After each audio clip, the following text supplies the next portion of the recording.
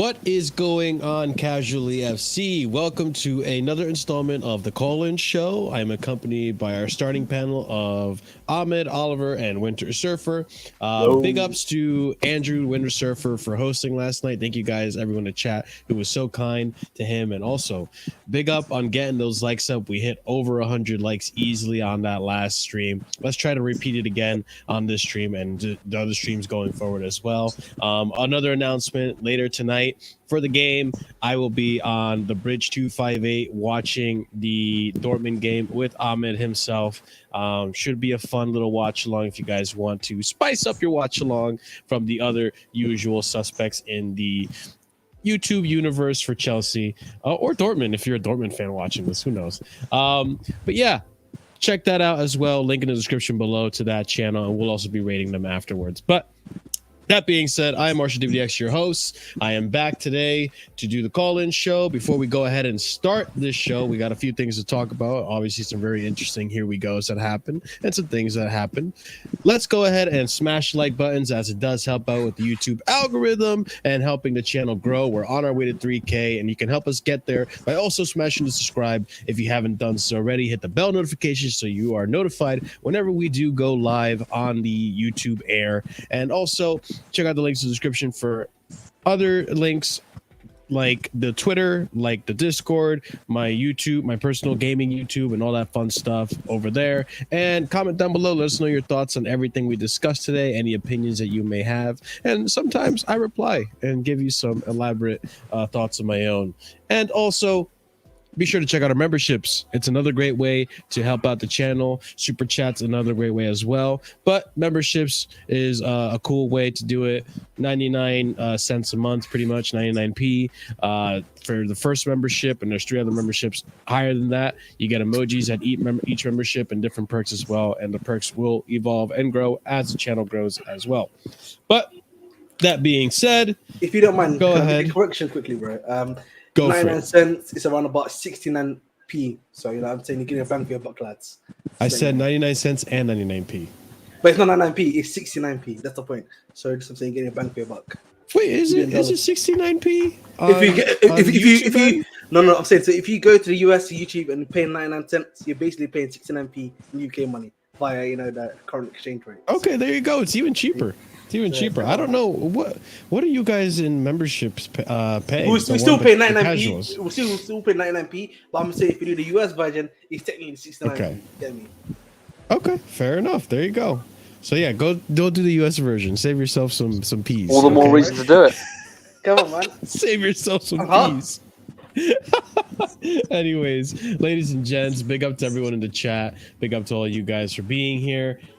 Stream link will drop in about 15 to 20 minutes for you guys to have your say, come into the show, discuss with us the panel, and do a call in.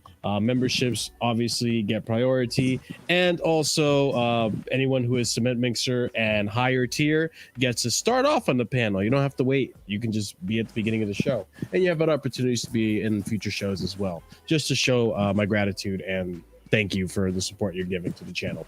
But that being said, let's get right into it, boys. I've been talking long enough. Let's go ahead and start off with the here we go that happened earlier this week. Andrew, I know you touched on it for the game review.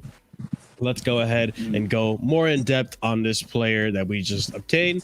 Lesley Ugochukwu is now a Chelsea player. He is the first here we go that we will be discussing in today's show. Listen, I said it right, okay? Ahmed, don't look at me like that. I'm not saying anything, bro. Just so, Fabrizio Romano reported Chelsea have sealed the agreement for to sign 2004 talent Lesley Ugochukwu. 27 to 28 million euro fee agreed with Stade Rennais. Medical test already booked, and that's already been done. Long-term deal also agreed. Loan to Strasbourg or staying at CFC, decision to be made by Poch. Here we go. Next tweet I have here. Lesley Ugochukwu is heading to the U.S. to join Chelsea squad. He will be assessed by Mauricio Pochettino prior to decision on potential Strasbourg loan. So I think even today we did see the images from him at training. So some fun things to know about Lesley Ugochukwu. He is a DM. that we got. I think he's only 19, right? 19 or 20. Very I believe young he's 19. DM. Very young DM. Got a lot of potential. A lot of people were already touting highly of him prior to this Chelsea link. And it did happen almost like overnight. No one heard about this. Chelsea doing business in silence, which I can appreciate. Analysis on Lesley Ugochukwu, aerial duel monster, 69.4% of his aerial duels won. Productive tackler, interceptor, and presser, something Pochettino would like. And I think this might be a negative here, has been a pressing trigger. Lack of awareness can plague his game. Okay. So it almost gives me a little bit of Conte vibes with this stat right here, this fun fact, productive tackler, interceptor, and presser. But another thing to bring up about Lesley Ugochukwu is this, and I think this is a big part of the reason why we got this player. Lesley Ugochukwu versus Romeo Lavia, but will end up being far cheaper. Have our scouting department done it again? And if you see here, the green is Romeo Lavia and his skill map. And then we have Ugochukwu in the blue and his skill map. And to be honest, guys, they're fairly similar. And I thought this was very interesting to pull out. Maybe now as a result of this, because since this has happened, I have not heard rumors or any progress on Chelsea with Lavia. I think this is the profile player we were looking for, but we just happened to find it in Lesley. Any thoughts, guys? First things first, I think he's a good young talented player. Obviously, watching Stade Rennes, you know, who's my French team that I watch usually weekly. It's one of my favorite teams, to be honest. I like. He played a few good games. He didn't play towards the end of the season because of the fact they're trying to trace Europa League and Conference League spot, because that's what usually Stade try to get, European football. And at the end of the day, he's a quality player. He's still young, still needs time to develop. And as such, you know, we should. As such, you know, I think he's going to be Strasbourg bound, if you're being honest, considering some of the news that's come out today. And we need to give him time. And so that's pretty much what I would say to him. Anyone else have any thoughts on this player? Primarily, has anyone even heard of this player other than Ahmed prior to this transfer? Nope. No, I hadn't heard of him. Definitely not. No, Ahmed's just different level when it comes to the French league. Listen, man, that's what I'm saying to you, man. It pays to watch. And that's his team as well. Rennes is his team in the French. Right, France. Don't stroke his ego too much now. You know, Hey, listen, man. But considering that this is the very similar profile to Romeo Lavia, would you say you're content with this being a substitution for a Romeo Lavia transfer? But I don't think he's meant to even be a Romeo Lavia replacement. Like, because you already have Santos there, someone that's almost already a similar archetype to Lavia, so a similar archetype to Lavia, who's a bit younger. You obviously have this guy who's also a young CDM. I don't think it's the club looking to replace Lavia because they already have a bunch of young talents that are similar to him. So the thing for me as well is that, like, you know, we're talking about he could be going to Strasbourg. If we bought Lavia, would that be a conversation? No. So I don't think that's necessarily like for like in that sense. You know, we wouldn't be sending Lavia out on loan if we bought him from Southampton, and this is a similar player. So maybe not a like for like, but you know, who knows? We'll see. I mean, he said he was a pressing trigger, but he can maybe develop that over a few years. And if not, and he's not good enough, then we just hopefully turn him over for profit. Maybe give him to a club like West Ham that don't need a great player on the ball in their midfield, and they just want a defensive monster. Do you guys think a Strasbourg loan would be a good idea with this, or are you more inclined to keep him, considering we don't necessarily have another DM outside of Santos? So here's the situation: if you're getting because obviously this is obviously, but if you move up, so if the end goal is to get Caicedo and a possible Tyler Adams in, then you have to send his kid on loan. True. You just have to. It doesn't make any sense to keep him. If you're thinking about sending Caicedo on loan, then you have to think about sending this kid on loan. It just makes sense. Now, I don't know. I don't know how much time he's not going to have any time to impress because he's not going to play tonight. I presume he's not going to play tonight. and there's no other scheduled game until before Liverpool. So what do you do? In essence, and it's all based for me. It's all based on our transfer. It might be a last day out if we complete all the signings, wouldn't it? We won. But at the end goal, I think, will be to send him out on loan, whether it's to Strasbourg or somewhere else. I agree. Also, the thing that people forget is like this whole multi-club model thing. The idea of it as well is not only to fix or to improve the main club that's involved. So not only to improve like our youth recruitment from that area in terms of France. Like the idea is also to improve that club as well.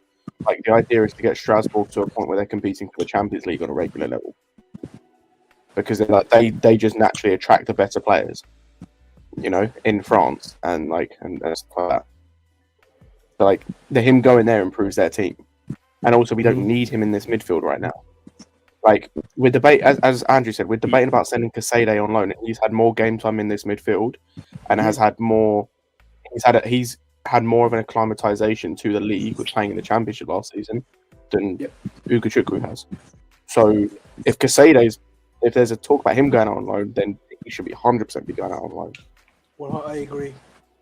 And if we're getting Tyler Adams or Alvarez or whoever else instead, then he definitely needs to go out on loan. Like, what point do you just say like you just need to start like we can't try and fix the problem we've had in midfield by signing too many midfielders. Marshall, I'm gonna send you something on private and group on the group chat. Some breaking news, but I wouldn't mention it now. Okay, I'll check that out in a little bit. Okay, so the other here we go that we got, which is another interesting profile, and I think it tells a lot about the future of Chelsea and the future of a certain Trevor Chalobah, which I'm sure we're going to discuss more thoroughly on the Casual Chelsea show come Sunday. Let's talk about him. Axel Disasi is now absolutely. That's number one, absolutely not how you say his name, and that's yes. Yeah, mate. Come on, man. Get it right. And mate. also, he's called the Axe. Not called Axel. He's called the Axe. Okay, just give him his proper name. It's called the Axe. Okay. Wow. Such an original name. Such an original name, Bro. What's going on, bro? Just have easier names to pronounce. Huh? That's all I'm gonna say. Just have easier names to pronounce. We don't That's have to do this every week. Bro? Axel Disasi, Axel Disasi, Axel Disani, Poland Spring. Like, come on, man. Like, we broke Ahmed. Disasi. Marshall, you just said it right. It's 3 syllables. It's Disasi. It's said how it looks. Disasi. Oh, okay. Yes. There's no Disasi just kind of comes off the tongue, you know, like. Kind of like how in the beginning everyone used to call Hakeem Ziyech or Ziyech. Stop it, please. No, Ziyech was just Lampard being stubborn. I don't know what the hell that was. Yeah. Lampard was the only guy that ever called him Ziyech. Ziyech. You probably call Ahmed. You be calling Ahmed, stuff like that. You know what I'm saying? Like that's how they call me up north. Yeah, but listen, I have an accent. No, so I'm okay. He calls you dickhead. That's what he calls you. Yeah. Call you a dick rider right now, man. Jesus Christ. You need to relax. Hey. No, but seriously, this is crazy. But seriously though, it's Axel Disasi. That's it. Disasi. Okay. Anyways, Mr. Axe, Chelsea have sealed Mr. Axe deal documents and paperwork set to be exchanged between clubs. 5-year deal option until 2029. Chelsea will pay 45 million euros to Monaco. Medical booked early next week. Interest but no bid from United or Newcastle FC. Here we go. Next tweet that I have here in reference to this player is I thought was interesting, and we could stop and discuss this before I discuss the other stats I found on him. Axel Disasi played more passes into the final third than any other center back in League One during the 2022-2023 season. He's also a big threat from set pieces. I thought this was interesting. I kind of wish I can I make this image any bigger? Let's see if I can. Nope, we're stuck with this size. So essentially, what this tells me is this is almost like what we could potentially get from, like almost a replacement for Thiago Silva in a sense. I don't know if Thiago Silva has the ability to give you those final third passes, or from the long range passes is what I'm imagining they're referring to when they say final third passes. So I could imagine like this, we're having like two center backs in Levi Cole and this gentleman here that could potentially give you those threatening passes from the defensive end. So I don't know. What do you guys think about this one? 236 ball recoveries. You think so? Because like Thiago, we know like next season, well, this season is his last season probably. Like this is his last season. Colwell's here for like what, 5 years or something. This guy's here to replace Fofana, I think, to be next to Colwell or compete with Fofana, because we know Fofana keeps getting injured as well. So this is how I look at it. Like this is to replace Fofana. I'm not sure if that how you guys agree with that, but I hear he's a really good centre back as well. Like I haven't watched him, but I just heard he's like good things either. But I think he's there to replace Fofana, not Thiago, because Thiago's already on his way out anyway next season probably, regardless. But Fofana was supposed to be the replacement to Thiago, essentially. Yeah, right? but that's why we bought. Yeah, Fofana's the replacement Thiago, but he keeps getting injured, and now we got this guy to replace Fofana because I see what you're saying now. Yeah, you can. I think what it does is, I think what it does is, I think you're right. I think in the long term, it's whatever. If you he's well, first of all, that's the thing. But I think it covers two things. It covers multiple things, in my opinion. Obviously, Fofana out injured. Thiago Silva getting a bit old. Getting older. He's older. But also, the way it looks on paper, it's a sign for me they're not 100% confident going into a season with 4 centre backs and one of them's Chalobah. So, to me, that's why they're not comfortable. Or else we weren't linked with really any other defenders, were we, before Fofana got injured? So, do you know what I mean? So that's what it would say to me. And it's another thing about having Lawrence. Obviously, this is a Lawrence Stewart's link because he was at Monaco. Yeah. So, and also I like the way now everything's in euros now to make it look bigger. It's actually about £38 million. So it's like everything's all in goddamn euros now. They need to start giving it in dollars, bro. They need to start doing it in dollars. Yeah, exactly right. If we sign Caicedo, even when it's between 2 English clubs, they'll still put the euro sign there to make it look bigger, even though it's between 2 English clubs. But listen, don't include the add-ons as well. I want everyone to remember what we got when we signed Badiashile and the fail comps we got. But Badiashile was sent to us. This guy's also this guy's older, so that's the experience bit covered that people wanted, right? They wanted experience because they associate age with experience. Other thing covered, and I think that's at first it'll be a rotational piece. I don't see him starting straight away because I don't know what Monaco's pre-season has been like, whether he's had any. So, So Scott, I want you to do the honors of addressing our friend here, our new friend to the channel, Rahul, who had these comments to say about this transfer. He will become Maguire, and our fans will abuse him. Maguire was £80 million, right? So already wrong on that department, and he is slower than Jorginho. No, he's not. That's just a lie. No, the thing is, he might be. Actually. He might be because I see a few people like mention this. We spoke about this on Lewis's stream before, like after this transfer. What's going on, Alex? Long time no see. The thing is he very well may be slower than Jorginho, but guess what? So Silva. Centre backs don't need to be like rapid. This generation of fans, and we will do it. Like FIFA has fucked, like Ultimate Team has fucked people's perception of what is needed in centre backs. People will go on FIFA and they'll see Tomori has like 86 pace or something and think that all centre backs need to be rapid, right? And they don't. Yeah. Or whatever it is, bro. I don't give enough of a shit, bro. I don't care enough. Ahmed self-reporting himself does not touch grass, confirmed. But it doesn't really matter. What matters is how he is in terms of like positioning and how he is in terms of reading the game and things like that. Like, we had someone who was fairly quick, especially when it comes to recovery tackles in Zuma. But guess what? The reason why he needed to make recovery challenges is because more often than not, he put himself in a position where he needed to make those recovery challenges because his positioning wasn't quite good enough, especially like towards the end of his time at Chelsea. I remember that one against. Let me destroy everyone's argument when it comes to pace at Chelsea for two things. Our greatest ever centre back is John Terry, right? John Terry, only in his mind he was a speed demon for sure. Right? And also for 3 seasons straight, we paired Cahill with John Terry in the heart of the defence. Now I know it's about 10 years ago or something like that, but that was hardly the paciest centre backs in the world. And by the way, I've seen this guy move, and he's dribbling and stuff like that with the ball.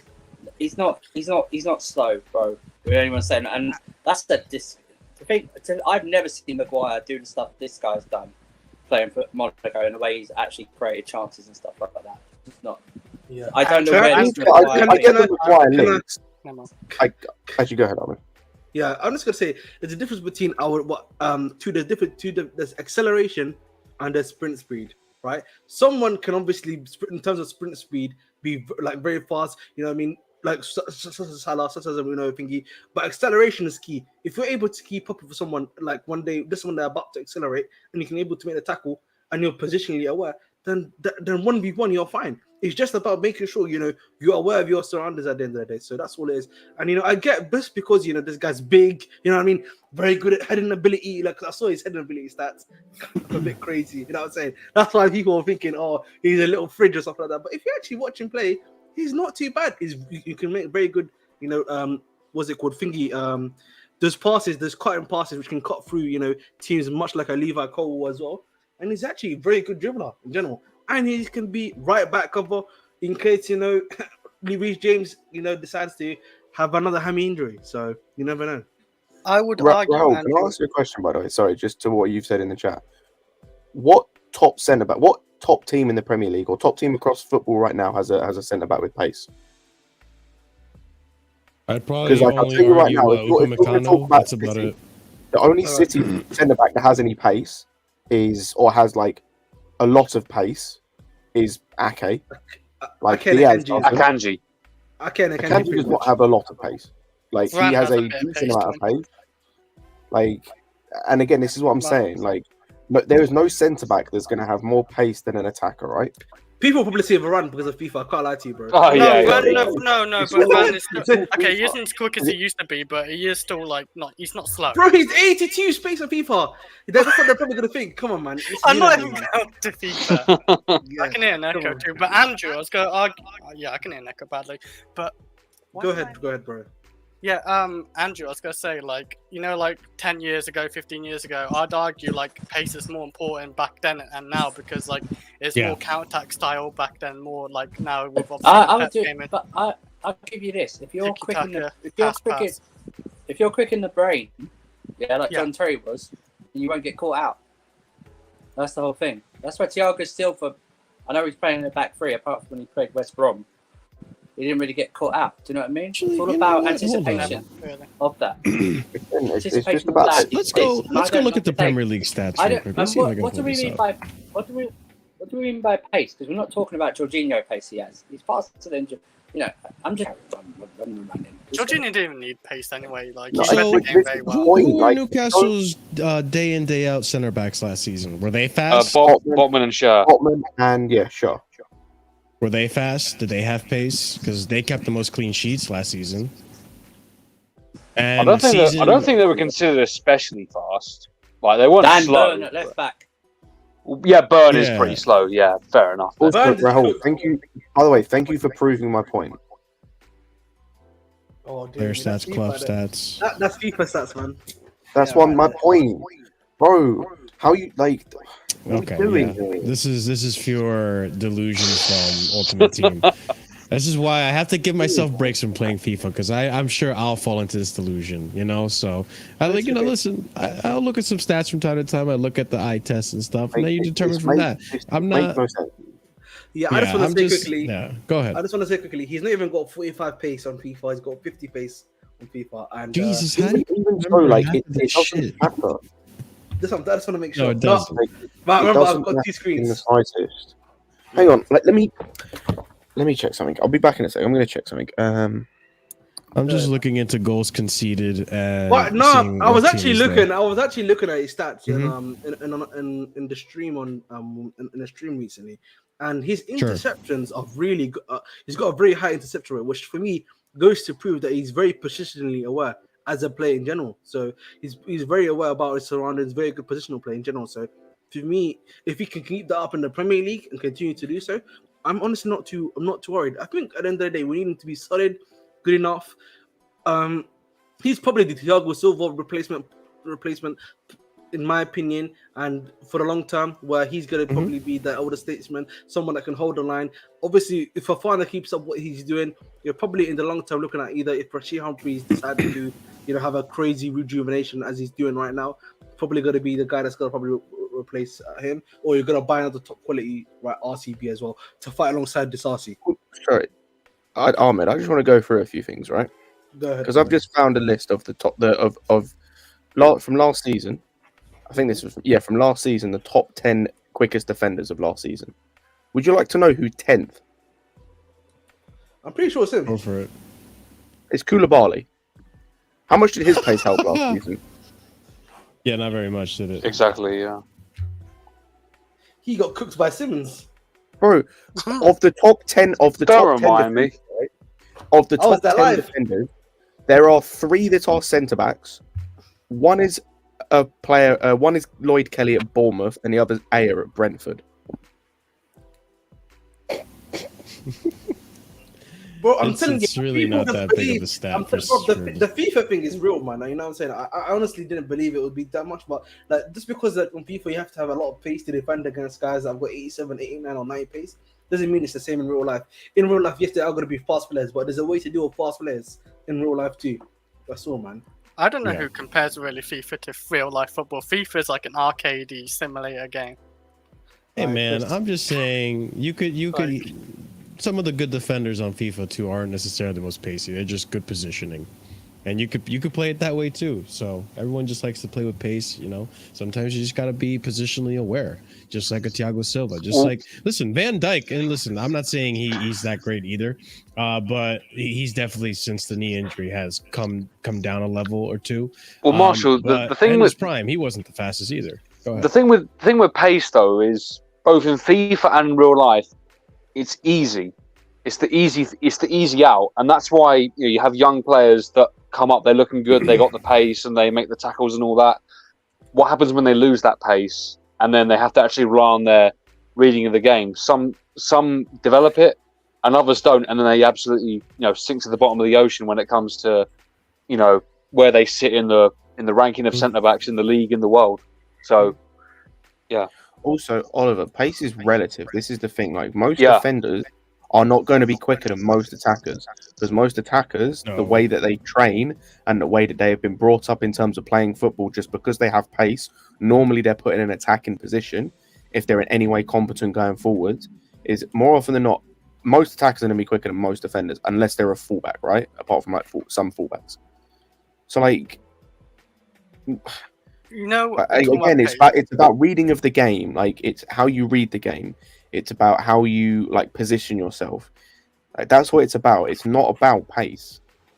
Like you should never need pace if you're a top centre back ever. Got some more generalized stats here for Disasi. 65.8% aerial duel success rate ranks him higher than Diaz and Saliba, which I should mention. Set pieces were a little bit of an issue for us last season when it comes to defending, at least in the beginning of the season. So this is some comfort in that department as well. And we'll go back to the previous stat. He was averaging over two goals from set pieces. So that's a pretty impressive stat. A progressive passer and carrier, excellent back foot defender, a moderate a con here, can be too aggressive, and another one not very agile, wide area defending. But that's his profile summarized right there as well. If we go back to this previous stat, I saw something here that I thought was really impressive, which was this stat: 2.82 set play expected goals. That's pretty high. That's impressive. So make that what you will, but when it comes to participating or contributing to the attack, I think this is a really good defender based on the stats. I think our scouting department, may have done it again. I'm not gonna lie, boys. Is that total or per 90? That's a good question. Doesn't tell you, does it? Because it just says League One versus centre backs. Doesn't really say much. Anyway. That's a good question. That is very high. If it's per 90. I was gonna say I still like a partnership. I don't know why I can hear. Okay, a partnership with pace and like maybe a centre back who can read the game well. In case we get caught by a counter attack, like high line, a pacey centre back is more likely to catch instead two slow centre backs. I still like a pacey centre back like a Colwell or even Fofana if he's fit. You know, they have pace to catch up. But I do like a centre back who can read the game as well. A bit of mixture of both I like as well. I mean, most times than not, the center back is usually dealing with the striker. The pacier players are always going to be on your wings for the most part, and that's why you have like a good left back and a good right back that can keep up with those players. When it comes to defending a striker, you just have to be very positionally aware, not give him the spaces that he wants, or offside traps, which is something that we saw Liverpool was dominant at when they did their Champions League and league winning run. There's just a lot of more factors that people are seeming to neglect when it comes to judging a good defender and not. But yeah, I'm impressed with what I've seen so far. I don't know if anyone has anything else to add to this, but I'm sure we'll talk about it more as the show progresses. But yeah, any final words on Disasi before we move on to everyone's favorite topic, which is Lukaku and Vlahovic? I'm just excited to have him in. Like, it's another one of those, like we talked about with Badiashile, where it's like it's a good transfer for like it's good depth in a position where like obviously you had Chalobah, and I kind of wish it had worked out. It would work out better. Yeah, than it is going to. But at the end of the day, like, it's still good depth. And it's someone that kind of fits what we're looking to do in terms of playing out from the back and being good in possession and things like that. Mm-hmm. Go ahead and add. What's going on, Alex? Big up, brother. The man is here. What are we talking about? Oh, well, Alex, I mean, you can attest to this. Go ahead, Fatir. I was going to say that I feel like with the way that we defended set pieces last year, it was more to the fact that I think that setup, especially the setup defending, the way that we can see the goals last year. Like, how many goals that we can see from set pieces last year? Roughly about 20 something. Not too sure to be precise, yeah. Too many. Too many at least. I think what Disasi will add is that, okay, he might not be the best centre back out there. Like, he might not be like Gvardiol and that, but it's a good depth at the moment, considering the fact that Fofana will be out at least till like latter stage of the Carabao Cup final in February in that sense. So I just hope that it's a worth of money that we bought him from AS Monaco as well, and hopefully he'll be that type of player that can, that can elevate himself to be, to improve himself and then get better in this league. But yeah, hopefully it's a good start. I think he'll be starting to. Is he already starting tonight? I'm not sure. He'll probably start around Liverpool game probably, but I'm not too sure if he signed yet. But I think Silva will start the Liverpool game. I think Silva will start the Liverpool game. I don't, and I'd like Silva to start it as well. I just don't think it's fair on the guy to throw him straight in like that. He's missed the whole of preseason because he's not going to play tonight against Dortmund. So, let's have him bed in a little bit and new surroundings, new teammates, etc. And then maybe we can see. Just quickly, 32% of all goals that Chelsea conceded, this season, from set pieces. Sheesh. So 32% of 47. I want to say that's about 15 to 16 goals, give or take. Yeah, that's not good. So hopefully this guy helps out with that issue. Also, guys, ladies and gents, almost 100 of you guys watching. Make sure if you haven't done so already, smash that like button. Let's get to at least 60 likes right now, and I would really appreciate it because it does help out the channel tremendously. Alex, what are your thoughts on people complaining about Disasi's pace? He's a diesel. He's not running as a.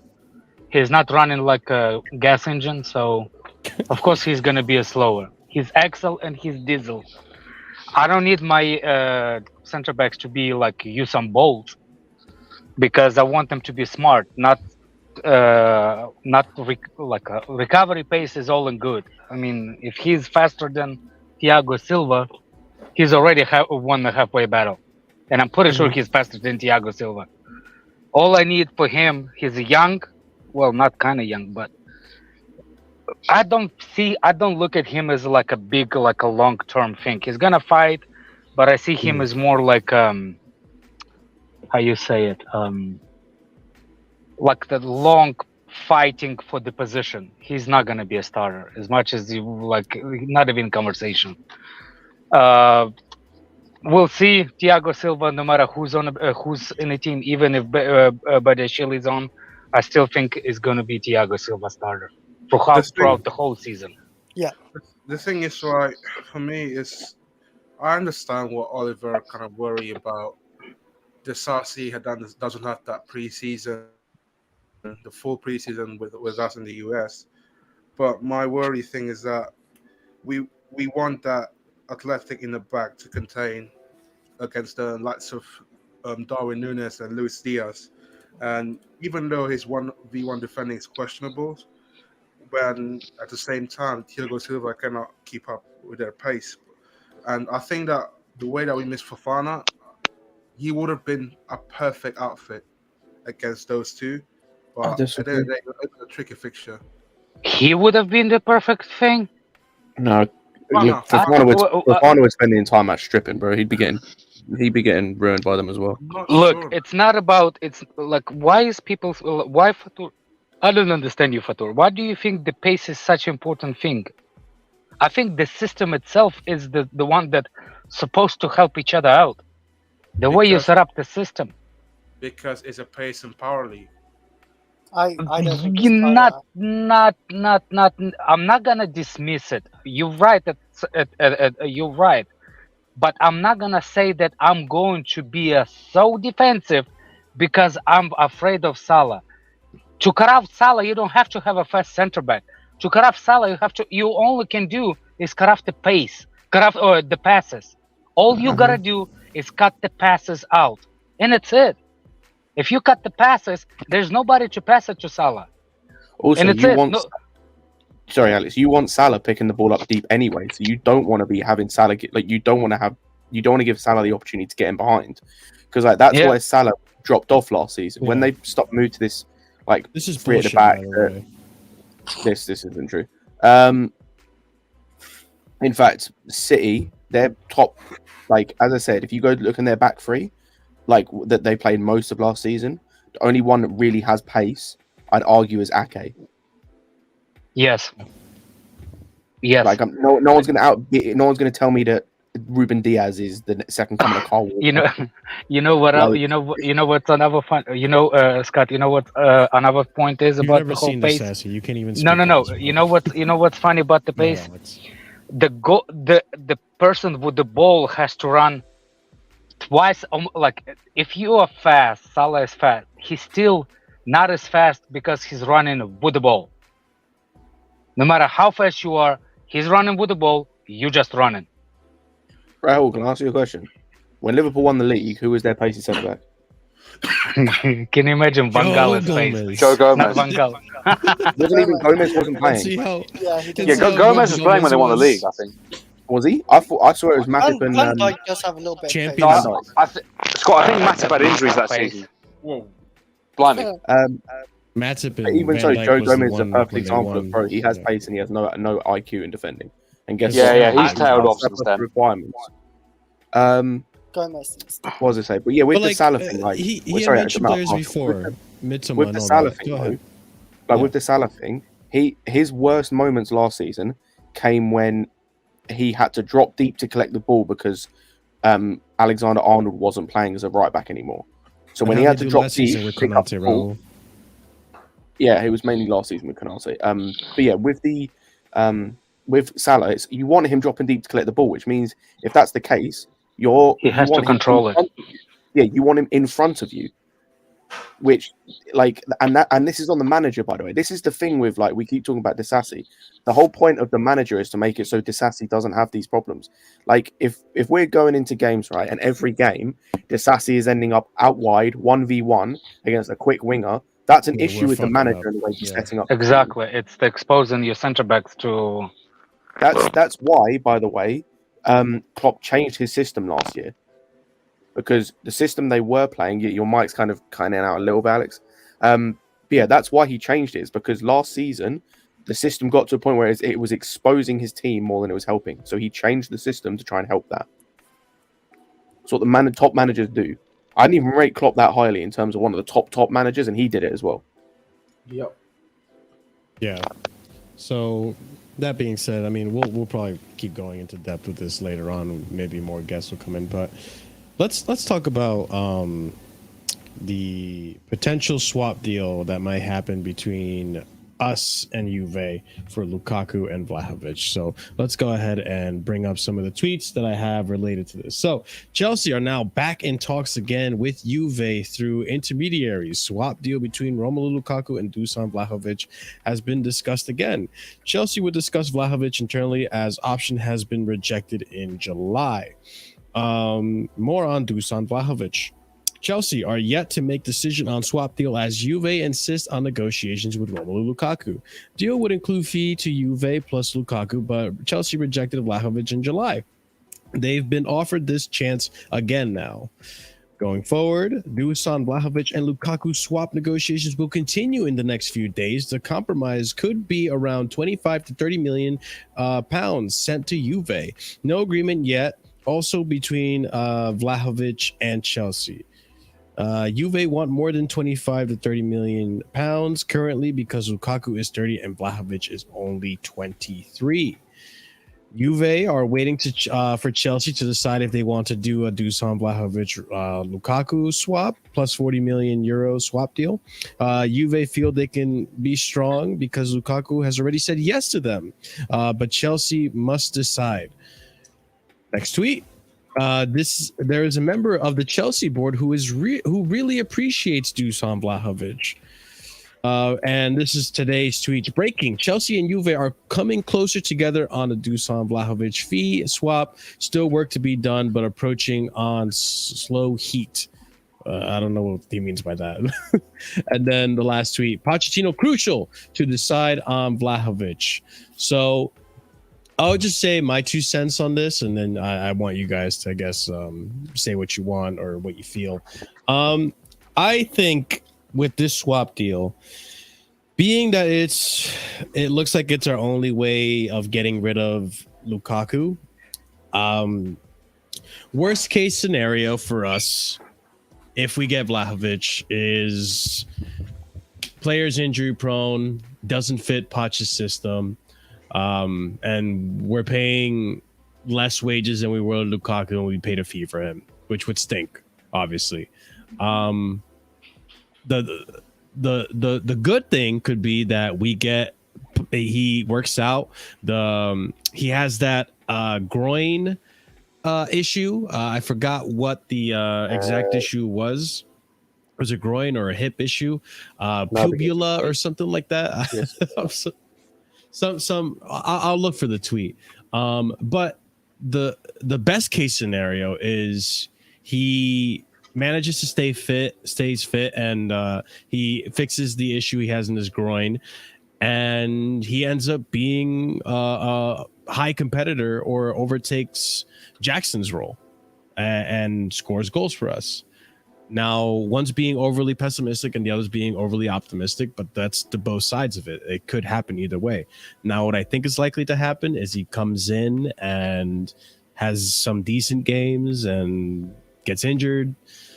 Maybe doesn't fit in with the mold that we have. I really don't know. That's going to be totally dependent on Poch. I just think that I'm more inclined to get rid of Romelu and be stuck with this guy who has the potential and a higher ceiling than Romelu, and we could potentially sell him on later, versus Rom, who is 30, going to be 31, 32 soon. He hasn't reached the same heights that he reached when he was playing under Conte at Inter. He's been at a decline if you look at his season per season stats. I just don't see us retaining any value for Romelu. I don't think there's any point in keeping him. Unless you want to play him in the under 23s. I just don't think I don't think it's going to be happy. That's going to be good for anyone. It's not going to work out for anyone. But the floor is yours, guys. Whoever wants to tackle this one. Number one, he's not injury prone. Okay. Number two, he plays everybody's style. He's a striker that can be changed. Number three, he's not same as Jackson. He's completely different forward. I said he would compete. Yes. So compete in a certain sense based on the manager. How manager wants to play, that's how we're going to play. But he's definitely not injury prone. He is definitely not slow. He is actual number 9 because Jackson is not number 9 yet. He actually plays off the left side. What I watched him highlights of him before he joined us, and he can play in the same position, same team sometimes as Vlahovic, which give us another option. And the biggest bonus of all, and I'm not talking about the big meaning Ahmed. I'm talking about even bigger problem. The Fed Lees, the one that complained about the one that snitch on Lees. Lukaku, we get rid of him. So for me, it's no brainer. Yeah, Lukaku's gone. Plus, you got to take into consideration that if we get Chelsea does not value him at Chelsea does not value him more. What they value, they will not accept even 30. Chelsea will pay actually less than that. They said they will not pay 30 for Vlahovic. So it's going to be cheaper. Yeah, and you're paying less wages than Lukaku, who is on 350k or so. I think Dusan is on what is it 200k, 250k? If anyone knows, I think we're gonna put him on like 190 though, Marshall, like 190 something because I saw the contract like how much millions is given is calculated anyway. Is 190. Remember one thing: Vlahovic wants to resurrect his career too. He's not in a good. What's the name? Because last season he just had was a poor season. He did have a poor season, but the season before that, I'm pretty sure he had a good season. It's only one off last season. I feel like the whole Juventus overall, they were really bad, especially when they got point deducted as well. They weren't even touching that Champions League spot for a bit. Yeah. Plus, I think Vlahovic as well, like, you don't see that type of number 9s that we have previously in the past. Like, we've seen previous bad strikers like Morata, we've seen Higuain and that, we've seen Werner. It's just like, I'm just glad we got that critical number 9 right now, and hopefully he'll work out with Poch. And I just don't like the way that fans kind of like giving him a big doubt ahead of the season if the transfer that happens. But I love to be him, like to be proved from the doubters wrong. By the way, Alex, your microphone is did a thing again. So if you're speaking, we can't hear you. Yeah. I found it. It's an abductor muscle issue that he had. I don't know how serious he only had one injury, I think, in the season as well, Marshall. It was like a big injury. I think he's out for like... it was a recurring injury. More than one. He had more than once. Well, three of those injuries were about the same recurring issue, which is this one. I know he had hamstring problems. Yeah, I You say swear he had that. hemorrhoids? I swear he had I'm being a serious. 2 months off at one point. Did you really just say hemorrhoids? Really? I'm not even trying shit. Like, I'm pretty sure like, one of them was that. Yeah, I'll check. Alex, you looking can't on- hear you. Your mic's not working. I'm looking on transfer market. He had that one, big injury. Like, So 4 games. here's the tweet I 8 was looking games. for. Dusan Vlahovic's physical fragility in the abductor muscles, pubalgia, poses a problem and has given rise to fear in Italy, linked to a risk of failure at the medical examination should he leave. I don't know. I'm not going to pretend like I know what that muscle is. I believe it's maybe in the groin area. I really don't know. I don't know. You guys probably know better than I do. Alex, no. I know Pulisic had an abductor injury when he was at Chelsea. That's about it, really, though. 116 of you guys watching, smash that like button so that Dusan Vlahovic can come fully fit to Chelsea and not have issues here if this deal were to go through. But go ahead. I'll go on. You know what it is, I'm not a biggest fan of him as a striker personally, but that's just my point of view from what I've seen from him and everything. But if he does come to Chelsea, I don't mind. I do still think there will probably be some level of resale value at the end of the day that we could probably sell him for. Compared That's to what I'm someone saying. Versus compared to- keeping Lukaku. Yeah, compared to someone like Lukaku. So I can understand it from that point. You know what I mean? I can hold that. If he comes to the football club and does well, if he comes to the football club, of course I will support him. There's no doubt about that.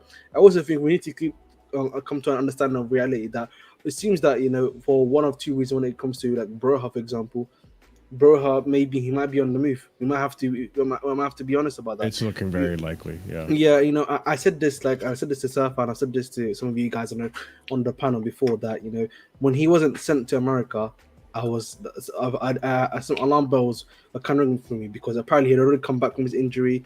He was training in preseason beforehand, and then you've obviously got some of the news from Nathan Gisling CFC news page was saying that Chelsea are not set on the striker, and then Bro could be going out on loan. West Ham's been interested in him, so maybe that's what's going to happen, and maybe that's why the club are looking at maybe Vlahovic to be the guy to compete with Jackson for the number one spot at the end of the day. So I was. You mentioned West Ham as well. Like aren't they close to selling Scamacca to Inter? So they need a replacement. Exactly, 25 plus 5 million. Yes, they need a replacement to be the backup to Antonio. Mm-hmm. Only Premier League team that's made transfer so far, by the way. Sorry, bro. The West Ham, I've read today, they're the only Premier League team to not make a transfer this season. Yeah, because apparently David Moyes and like the director of football there are like having like words of it. Their director of football has been there literally like a month, less than a month, I think, like two weeks. They are trying to buy players. They've just been getting rejected. Like the offers, like the Gallagher one, they offered, we rejected. The Maguire one, they rejected again. Not rejected, Man United rejected. Sorry, like so they're just getting rejected a lot. Pennies, bro. Like 40 plus million for Gallagher's pennies. Listen, because they know what the market value for him is 45 million. And 20 million for Maguire. Chris, do you know what the difference, or do you know what the big problem for them is? Everyone knows they have money. They just made 100 mil off a player sale. Everyone knows they have money.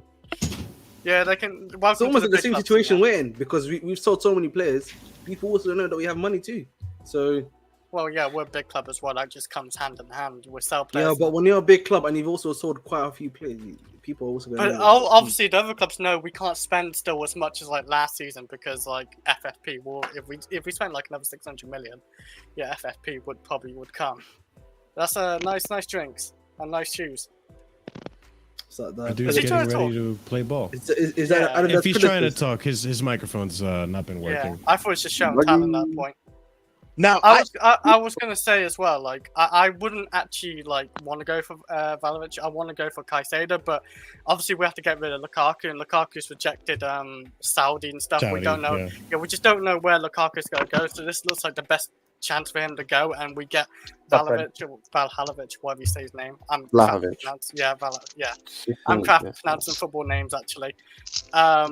Just bring him in, and then maybe in the future, like if we do sell him, we can sell him probably for like 40-50 million, I reckon, still if he's still in decent form or decent player.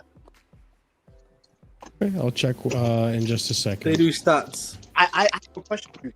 If anyone Go ahead, man. All right. What's your question? So, now I'll see you guys later. I see you later, Alex. It worked then. Yeah. I was saying I do agree with what Alex was saying. Were the positives of getting Vlahovic? Like I do want the player because he'll add a new dimension to like the striker position. But like, wouldn't you say it's kind of fair for some of our fans to be, kind of skeptical of like another striker coming in because of the kind of like, I don't want to say failures, but like the strikers that came in and then didn't play well for us. So like, don't you think it's kind of fair for them to be a little skeptical of this transfer?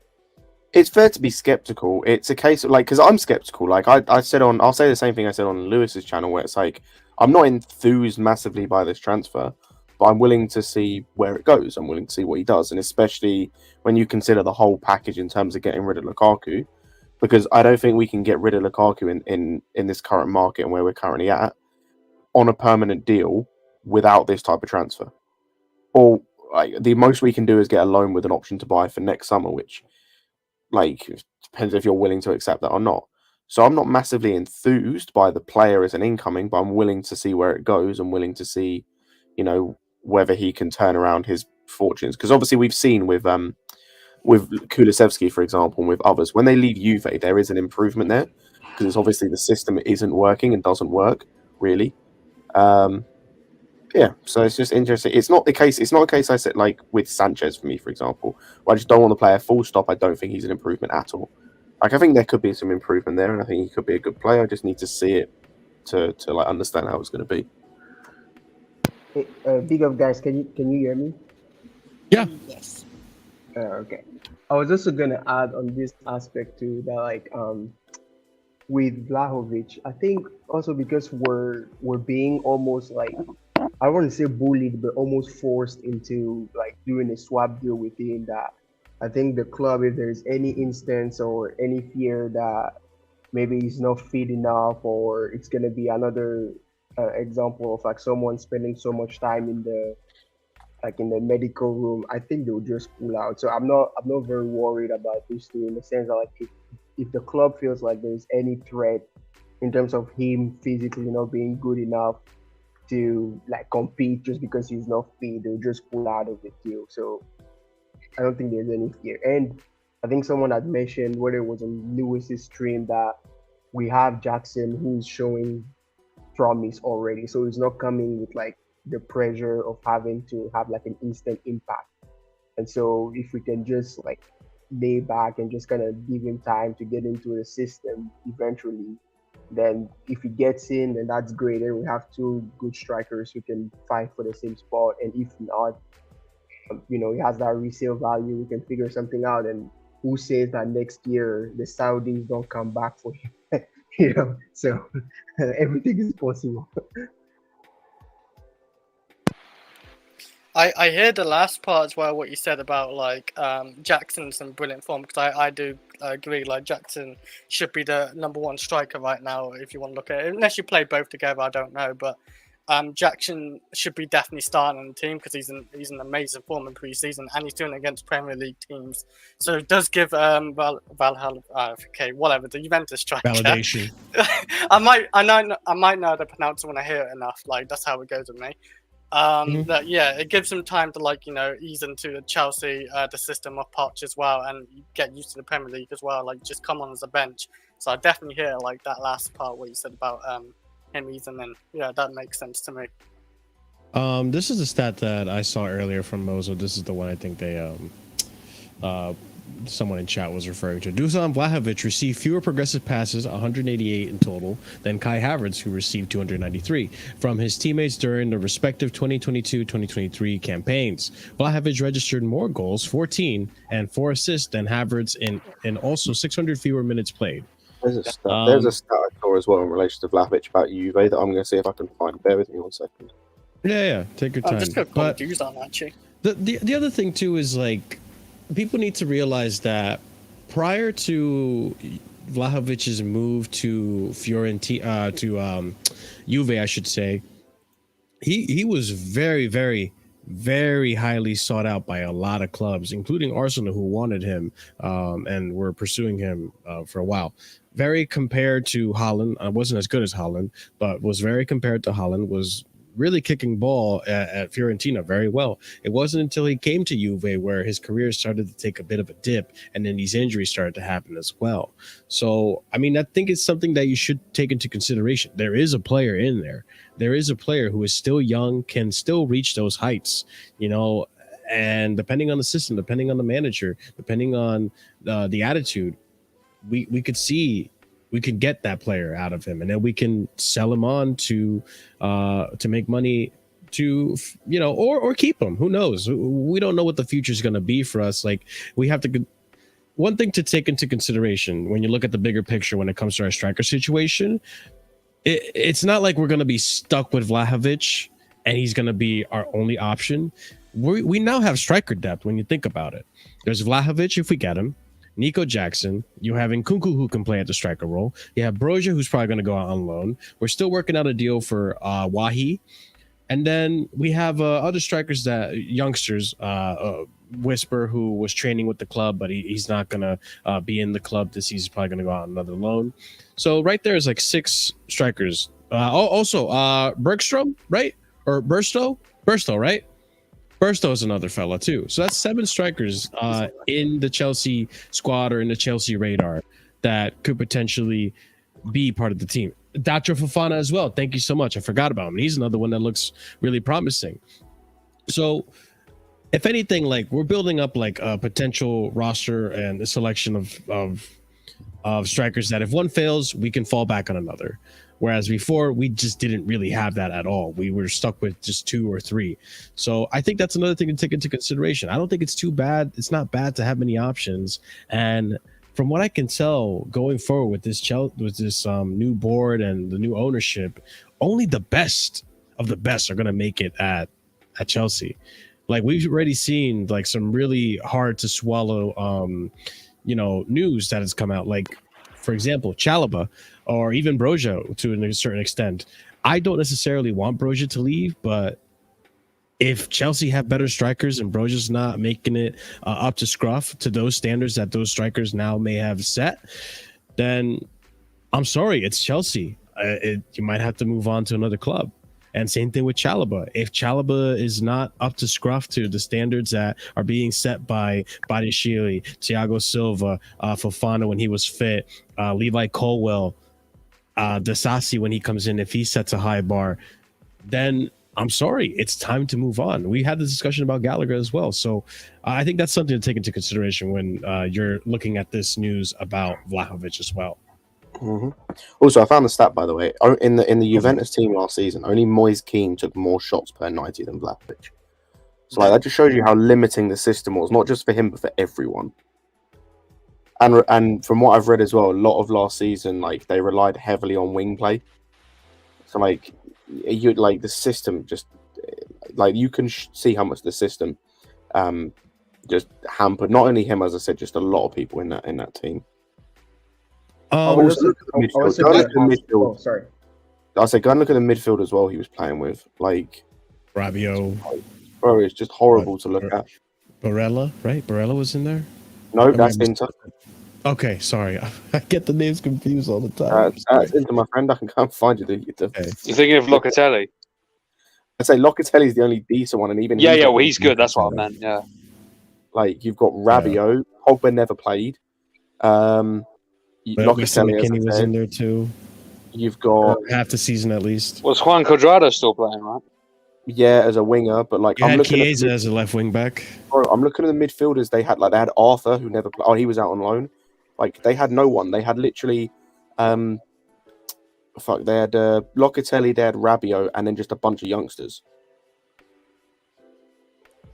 Not the greatest. I'll also say, like, Jameson, I agree. I think all of us on the panel would rather have, well, most of us on the panel would rather have Ivan Toney in January than get Vlahovic right now. But I feel like the outlier people are leaving out is that this is probably one of our only and final opportunities to get rid of Romelu, who is a big thorn in our side. I think that's one of the biggest driving motivators to this. Like, both clubs have a headache. Like, both clubs. Like, Juve want to get rid of Vlahovic, but not as desperately as we want to get rid of Romelu. And no other clubs want Romelu except for Juve, and we want to sell him out. We don't want to loan him out anymore. I don't think it is a final opportunity, though, because you've got Euro 2024 coming up next year, and under no circumstances will Lukaku willingly reject offers to sit in our reserves and not have minutes to gain fitness and sharpness for that tournament. That's a point you've got to consider, I think. How many weeks have we got a transfer though? Is it like if the Saudi offer's on the table, I think he'll reluctantly take it just to play for his country because he won't be fit and sharp otherwise. Oh, no, it's a possibility, but still. Why is this guy bringing up Havertz? We're not even talking about Havertz. Get his cock out of your mouth. Fuck it off, man. Jesus Christ. Havertz is god awful. Havertz is god awful. Like he's gone. No one talk about him anymore. Jesus Christ. I'm sorry. I interrupted someone. Go ahead. No, you're good. I was gonna ask. I know it's not always like a great measure of the quality of a player, but does anyone know what the Juventus fans feel about Vlahovic leaving? Because like I've heard sometimes when the fans are pissed off about someone, they just won't care about the person leaving. I'm just curious if like the fans are angry about him leaving, or they're just kind of like, well, good riddance type deal. Because I remember when we're getting Zakaria, I don't think any of them cared really about him leaving. Well, I know one thing's for sure. They don't want the replacement to be Lukaku. They protested outside their medical centre. Their fans protested. Ahmed, if you're talking, you're muted. I'm saying, well, it's too late now. You know what I'm saying, man? It seems the club wants it more than the fans do. But hey, man, if he's a club signing, you know what I mean? He brings the American audience to the Juve. You know what I'm saying? So. And like I said, it's not so much about getting Vlahovic. It's more, I would think it's more about getting rid of Lukaku. For those of you who can't listen to what I'm saying and keep iterating and talking about Kai Havertz for whatever fucking reason, you know who you are in chat.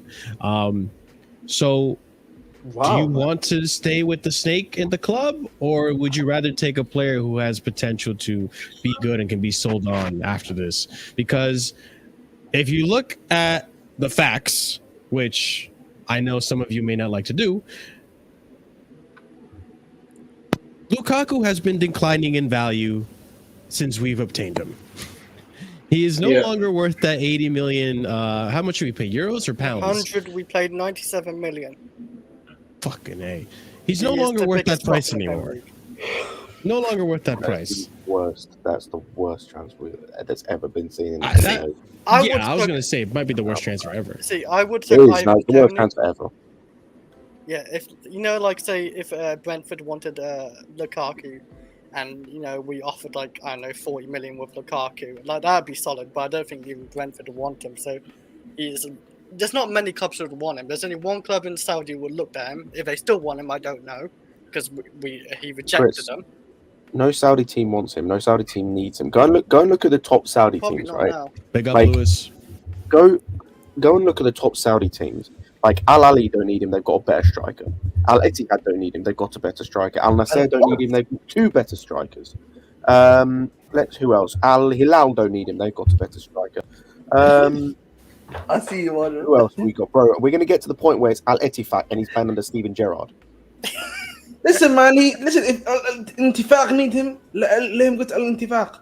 Listen, at the end of the day, though, he's blacklisted himself from Europe. I've said this to you before. After Juve, if he fucks up at Juve, which he probably is gonna fuck up at Juve, him. He's already like blacklisted from the Premier League, probably the French league, the Belgian league is no one's gonna sit him there.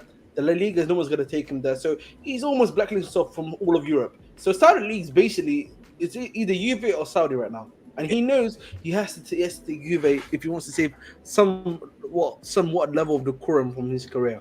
It has left. I was actually going to ask, is this true? Is that Saudi offer still on the table? Yeah, it's still on the table, bro. It's still on the table. What team?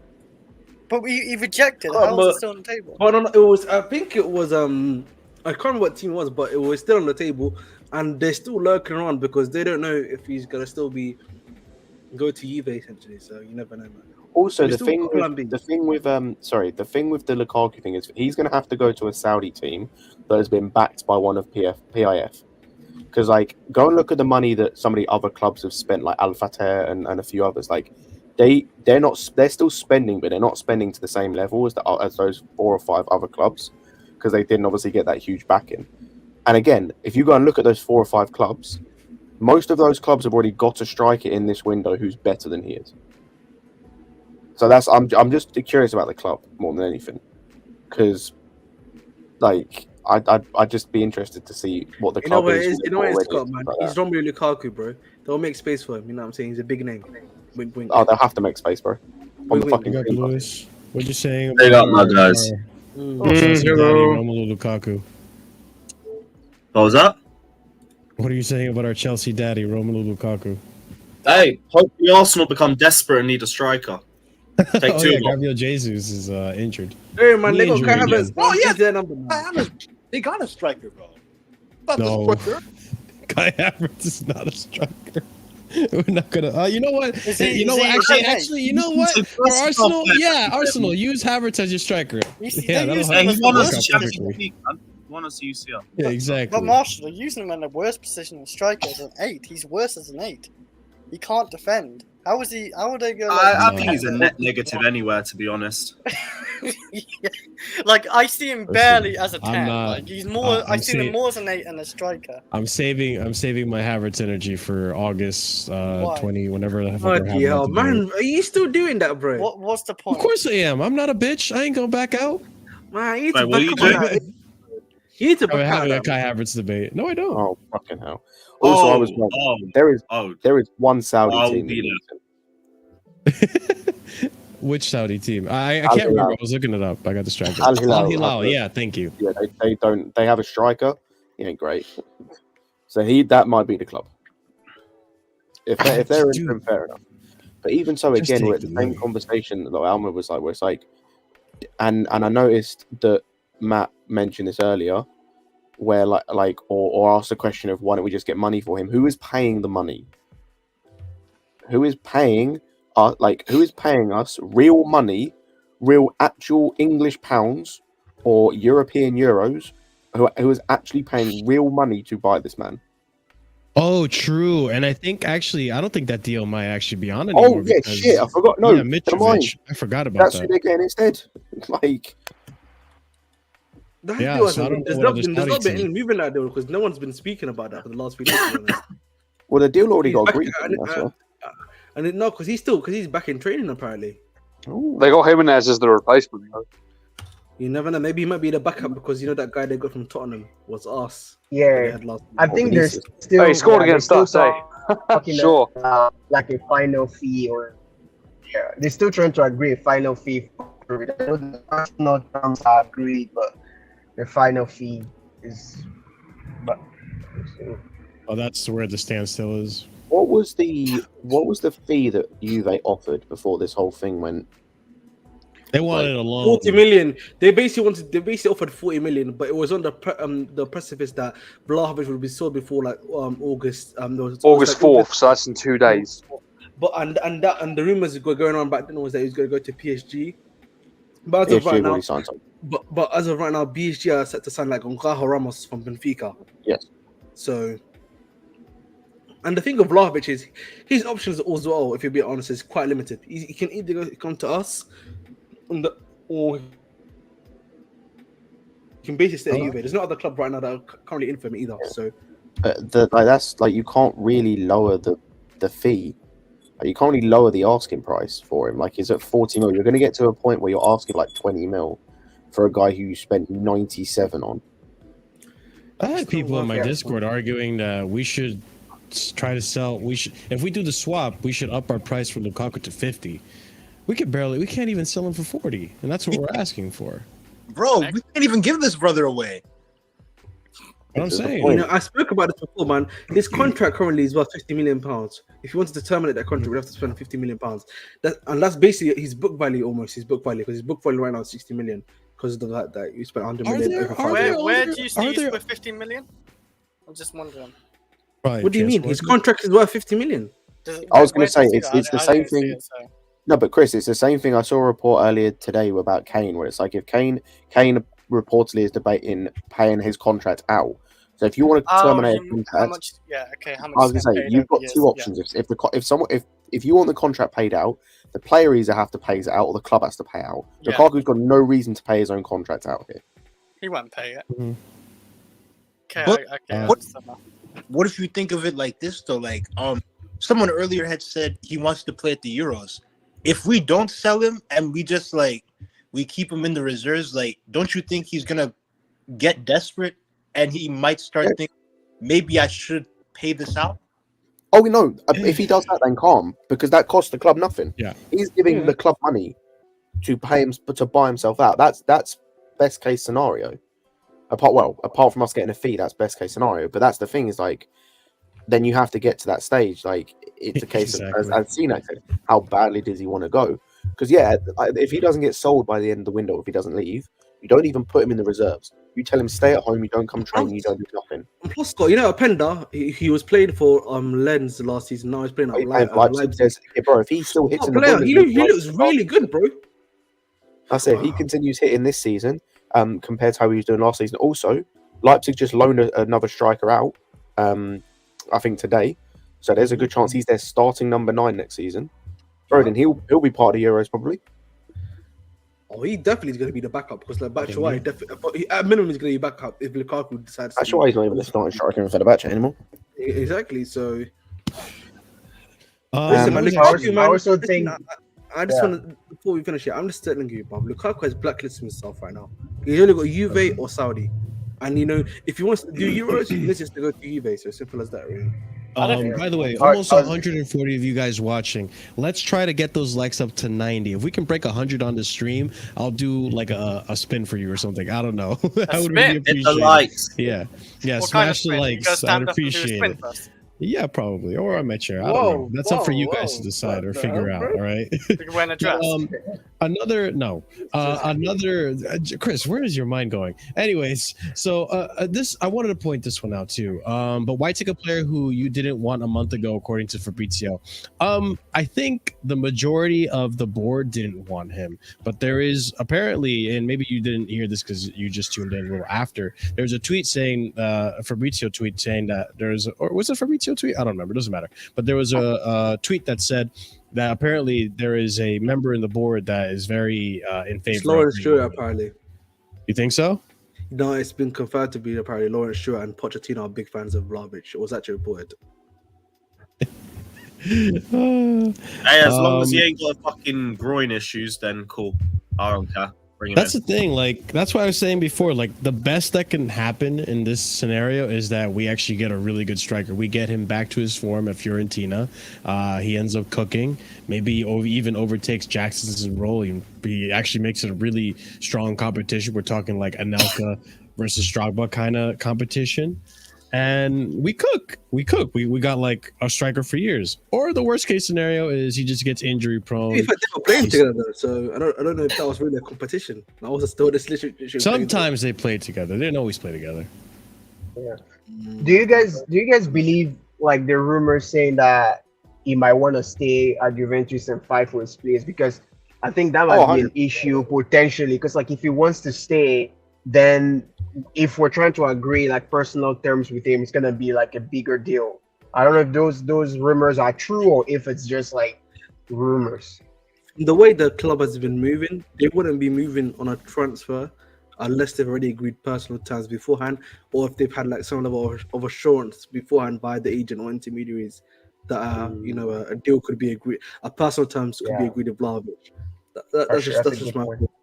Yeah, and like also the guys that have been reporting it, like Gazette, not really a reliable source. You've also got some guy called TV Telemundo Sport or something like that, which is like the Italian version of like Channel 4 reporting sport. So it's not really that reliable either.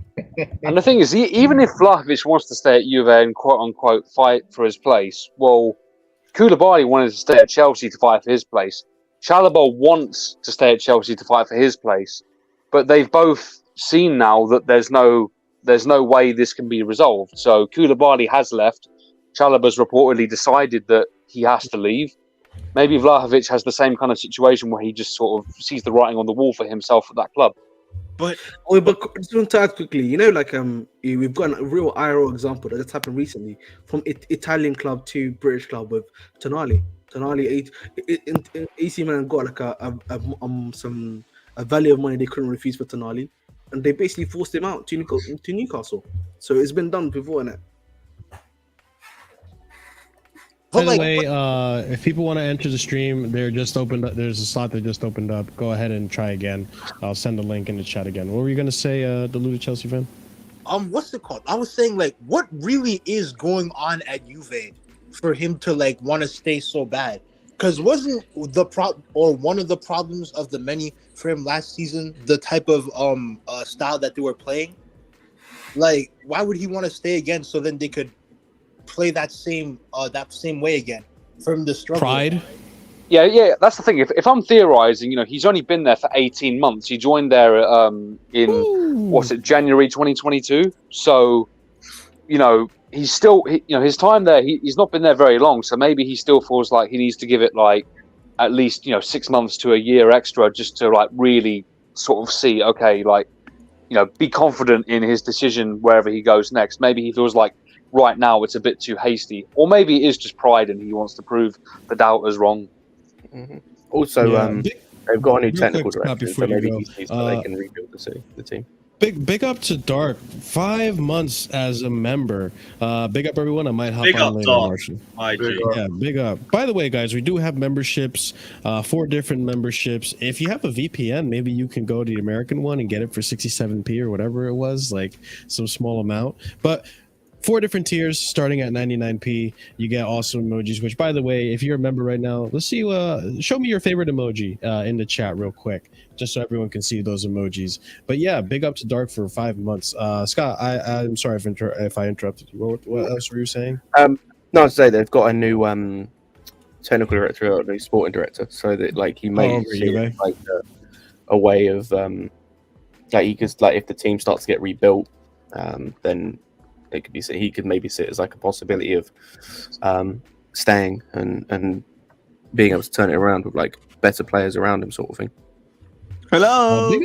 Big up, Ziad. How you doing, my man? Hello. Why is your boy now up here, man? Why is the boy Ziad still here? What's your problem, man? Why are you being so rude? Still here, bruv. Why are you being very aggressive? Alex ain't You're here. aggressive when you're here, bro. You're trying to make money for Kai Havertz, and this fucking one-legged merchant is still here. That's Get some rid. fucking respect, Brother, Lewis. Dad is Respect your players, Lewis. Nope. You know who you're your talking players. to about respect your players. Respect your players, man. exactly. Crazier than us, Paul. Man, Back your respect his players, knees, Lewis. man. Towards Ziad to respect his knees, bro. Back your players, Lewis, man. His knees. You think Scott, long time no speak, Scott, man. How's it going? Why is he so aggressive himself? Like, I'm You're good, bro. Scott. I mean, I spoke to you like I swear you were on the Lewis's stream earlier. You're probably going to be on the watch along. Yeah, man. Back up, back up. But listen, Vlahovic, man. Look, people are talking about on the books, off the books. Listen, if Lukaku's contract is worth 40 million and we give Juve 40 million for Juve, it's just a quick swap, isn't it? 40 million on the books, less in wages, done. Do you know what I mean? It's simple. I don't know. It's 80 million. Facts. is he better than Ziyech? Who? Who's better than Ziyech? There's no man in this history of this football game that's better than Ziyech. Have some respect, bro. What's Vlahovic's Champions League, bro? Zero Champions Leagues. He got him there. Zero Champions Leagues for Hey, Vlahovic, bro. Ziad, I've got a question for you. Where's Ziyech's working knees, bro? Perfectly fine. You know, see his Instagram story. Perfectly fine, mate. Is he walking in that story? You should have seen his Instagram story. If you're following him on Instagram, you would Is know. he walking in his I've got story? better things to do in my life. He's playing football better than walking, mate. Kicking the ball. Can I ask you a question, At Ziad? full speed or walking speed? Full speed, mate. Faster than everyone. Just quickly, Ziad, bro. Yeah, I've got a question for you. Who is Ziyech's cameraman, man? I need his cameraman. That's one thing I'll say about him, man. His Instagram Why? photos are cod. His Instagram photos are cod. Yeah, when you got ice in your veins, it comes natural. They don't You know what I mean? They He's come got no soul. natural. That's why he's got outside complaints, because he's soulless, bro. That guy's got shisha in his veins. Astaghfirullah, bro. He's Astaghfirullah, got bro. Jerome in his veins. Astaghfirullah, bro. Astaghfirullah, bro. Have you seen his pictures recently? That Man, guy's he chilling at is. the He's the training guy. camp. The Marshall, they don't understand. He's the guy. He's him. He is him. Lord have You know what I mercy. mean? He is If him. he's him, Al Hilal wouldn't have deducted 40% off his Bro. wages. He could be the No. last human alive and he wouldn't be him. But yeah, Bro, he's Scott, he is the definition of him. Facts, bro. It's all Jesus facts. Christ. Hey, he's not throwing much of a fuss in. He's in not because preseason or in the he's media. professional. He is professional. Very professional. No, it's because he's jetting off to Russia, bro. That's why he's just not complaining. He's had some of Quincy Promise's stash, bro. That's why he's so Yo, we don't Europe is coping, you know. we don't affiliate ourselves with haram people, bro. No drugs. We don't Oh, do drugs, Ziyech bro. does. No, he Listen, doesn't. Man, this guy No, he flew to doesn't. Russia. No, he This guy doesn't. flew to Russia for Quincy Promise, bro. Yeah, I can't lie he to you, man. supports his boy, man. His boy's He's innocent. looking That's why, spooky for bro. that brother, man. I'll be real, bro. No, he supports his He innocent boy. hangs out with drug dealers like Promise and fucking terrorists like Lukaku. Like, come Yeah, on, man. man. Oh, you gotta pick Also, your group wisely. Like, Luke. Didn't Promise get done for? Correct me if I'm wrong. Didn't Promise get done for stabbing a family member? Allegedly. Not only does that, bro. He got done for 60 Oh, so he hangs pounds of around rats cocaine. too. That makes sense. Allegedly, man. Allegedly. Bro, and he's literally got. No, I allegedly. don't think it is allegedly. I think No, he's it literally is, bro. been He like. played the No, he's preseason been game convicted, yesterday, big man. He I said, I'm played pretty the sure he's been preseason game convicted of yesterday, that, man. bro. What are you talking about?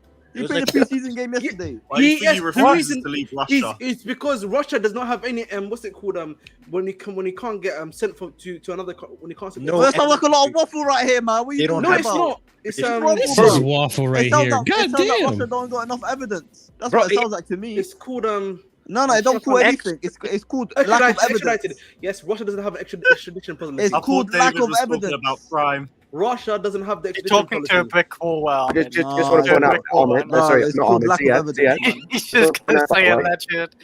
No. I just want to point out, by the way, Ziyad, it is actually it's not alleged. He's convicted. Mate, he should literally be played the serving preseason game yesterday. Right now, Ziyad. Right now, he should be in jail for 18 months. And Well, I'm he's not even. because it's lack of evidence. No, he's not Ziyech because is of guilty by Russia. association, so he should be in jail for Hey, you 18 man are months. haters, man. You man are haters, bro. He should be in jail. Bro, we're not Ziyech. haters. We're telling What you has the Ziyech truth. ever done to you, lot, man? What has Ziyech ever done to you, man? What has Ziyech ever done to you, man? Chris. He needs a right What foot, would man, I do? that's Nah, man. You lot bullies, man. You lot bullies. What has Ziyech Ziyech right ever foot, done bro. to me? Zagreb at home. Oh, Yeah, I remember that, Lewis, bro. We were sitting next to each other. I remember that game, bro. Hey, but Atletico Oh, my Madrid, the run we won the Champions League. Yeah, Hey. man, haters. Super Cup final. Man They don't City, remember. Man City, They two don't out of the 4 times. Wait, they won that Ziyech season. Champions League? Like, Yeah, what did he do in Atletico Champions Madrid. League? Atletico Madrid, but you got short memory. Oh, he got an open goal. Well done. Open goal. Oh, really? Open goal. Yeah. I remember Werner it wasn't was doing that. Yeah, no. Werner's one who assisted him. Who's your actually, fucking and favourite it was player, bro? legit- It was Hudson legit Odoi, easy bro. tapping. I remember I That's thought I shit. heard the fans clapping in the background, but it was Ziyech's knees just clicking. Yo! Oh, I wasn't sure where that was going. I was ready to mute. Ziyad came on to hear his boy get cooked. Nah, you man are haters, bro. You man are haters. Yeah, that's wild. Ziyech should You know- never. you know I've never Ziyech done. wants to leave Ziyech the should never done club, anything but give 100% to this club, brother. You man are yeah, haters. bro. You can't let Ziyech Give go up 100%. like bro. Why Yes. He's getting Yes. I don't know about Yes. 100%. Lewis, Been at no, not 100%. Lewis. Scott, he got shagged out of new to PSG. The next day he came and started for Chelsea Football Club. What Yeah, are guess you what? talking Do you know about? what he also did, He's a Ziyad? The day after a loss, he was in Amsterdam, bro. Yeah, because he wants to get out of this shithole. That's why. Like, Yeah, so hang on, is he No, hang on. God Hang damn. on. Are you Bro, a where's the Chelsea fan? self-awareness? Where's the self-awareness? He still played the game. he's a He still Ziyech played fan, the game. clearly. You're a Ziyech Where's fan. the Are you self-awareness? going to go off of Ziyech when he goes? Tuchel called up upon him. I was like, I need you to play for me because you're the guy. He's like, yeah, I'll play some games. Where's You get the some minutes. I was self-awareness, like, bro? yo, Tuchel on a low. I gotta get out of it because his fans make me sick. So he got that jet. That's it. So where's giving 100% for the club if he's trying to get Because out he here? still as quick as played. He possible, still bro? gave 90 minutes. He still gave his 100%. Yeah, I wish he still hadn't died given for the 90 minutes, badge. bro. You Bro, ain't- I'll be you ain't real. get I'd rather Kai play Havertz up front. You I'd ain't have rather get play Kai with 10 Havertz. men. I'd have rather play with 10 men, to be honest. But Hey, you're just a hater, Good for bro. him. You're a hater. If you played with 10, Can I- if you can played I- with 10 Ziyech? men, you would have won the Super Cup. What? Ziyech, are you gonna leave Ziyech when he goes? Sorry? Are you gonna leave with Ziyech when he goes? Don't make to silly another comments, club? man. I Don't love make silly Colin, comments. Silly it seemed like you're a Ziyech fan. Don't You make don't silly care about comments, Chelsea. man. Nah, I've given you What do you care factual about? information, bro. I'm not gonna lie, this is a wild comment I saw here. Get Olise and sell Madueke. Yeah, Bro, I Madueke hate hasn't even had a full season at Chelsea. What are you on about? he hasn't even had 6 months. Man's played the grand total about 400 minutes. Time What to are we throw doing? him away. Time to Yo, throw I him away. saw a take today. Someone said to me, if Kudus comes to Chelsea, Kudus will start with Madueke. So Well, that's a fact. We'll have to see. We'll have to see Nyack 24. Thank you so much for the super chat. Ziad, I wish my girl was as loyal to me as you are to Ziyech. Bruh, if she was, I could take over the world with that Well, level see, of now you just gotta loyalty. pick your girls wisely, man. Yo, come on, man. What's your Oi. problem, bro? Well, I don't know what's going on, bro. Why you going to on? Hey! Sorry. Oh my days, bro. Thank you for the 499 super chat. Like, I will say that. What's it called? Getting all these old players out and like kind of also getting rid of that toxic mentality from not just like the players but also our fans with like just blindly following them and getting this fresh new batch has created just a better feeling around the club. Not just a feeling, but like a better atmosphere. Because like we don't have to like worry about, oh, is Mason Mount as mid as Kai Havertz, or is he more mid, something like that. Now we can just look at some new players and be more hopeful about that instead of going around in this. Hopeful. Yes, Can I say that? Can I say something? Deluded, we needed that personally because we got guys here that just, you know, someone over here, you know, that was talking about, you know, Kai Havertz, you know, we should give another season, you know what I'm saying? So wait, who said that? He could have cooked under Poch. Who knows? Hey, speaking of people that oh my god, Marshall, you are actually you gotta make me. Bro, you think I was gonna hide from the fact that I said something like that? I ain't a bitch. I told you this. I take it on the chest. I take it on the chin. I take it everywhere, bro. No. Pause, bro. Whoa. Yo, what's going on? I don't know what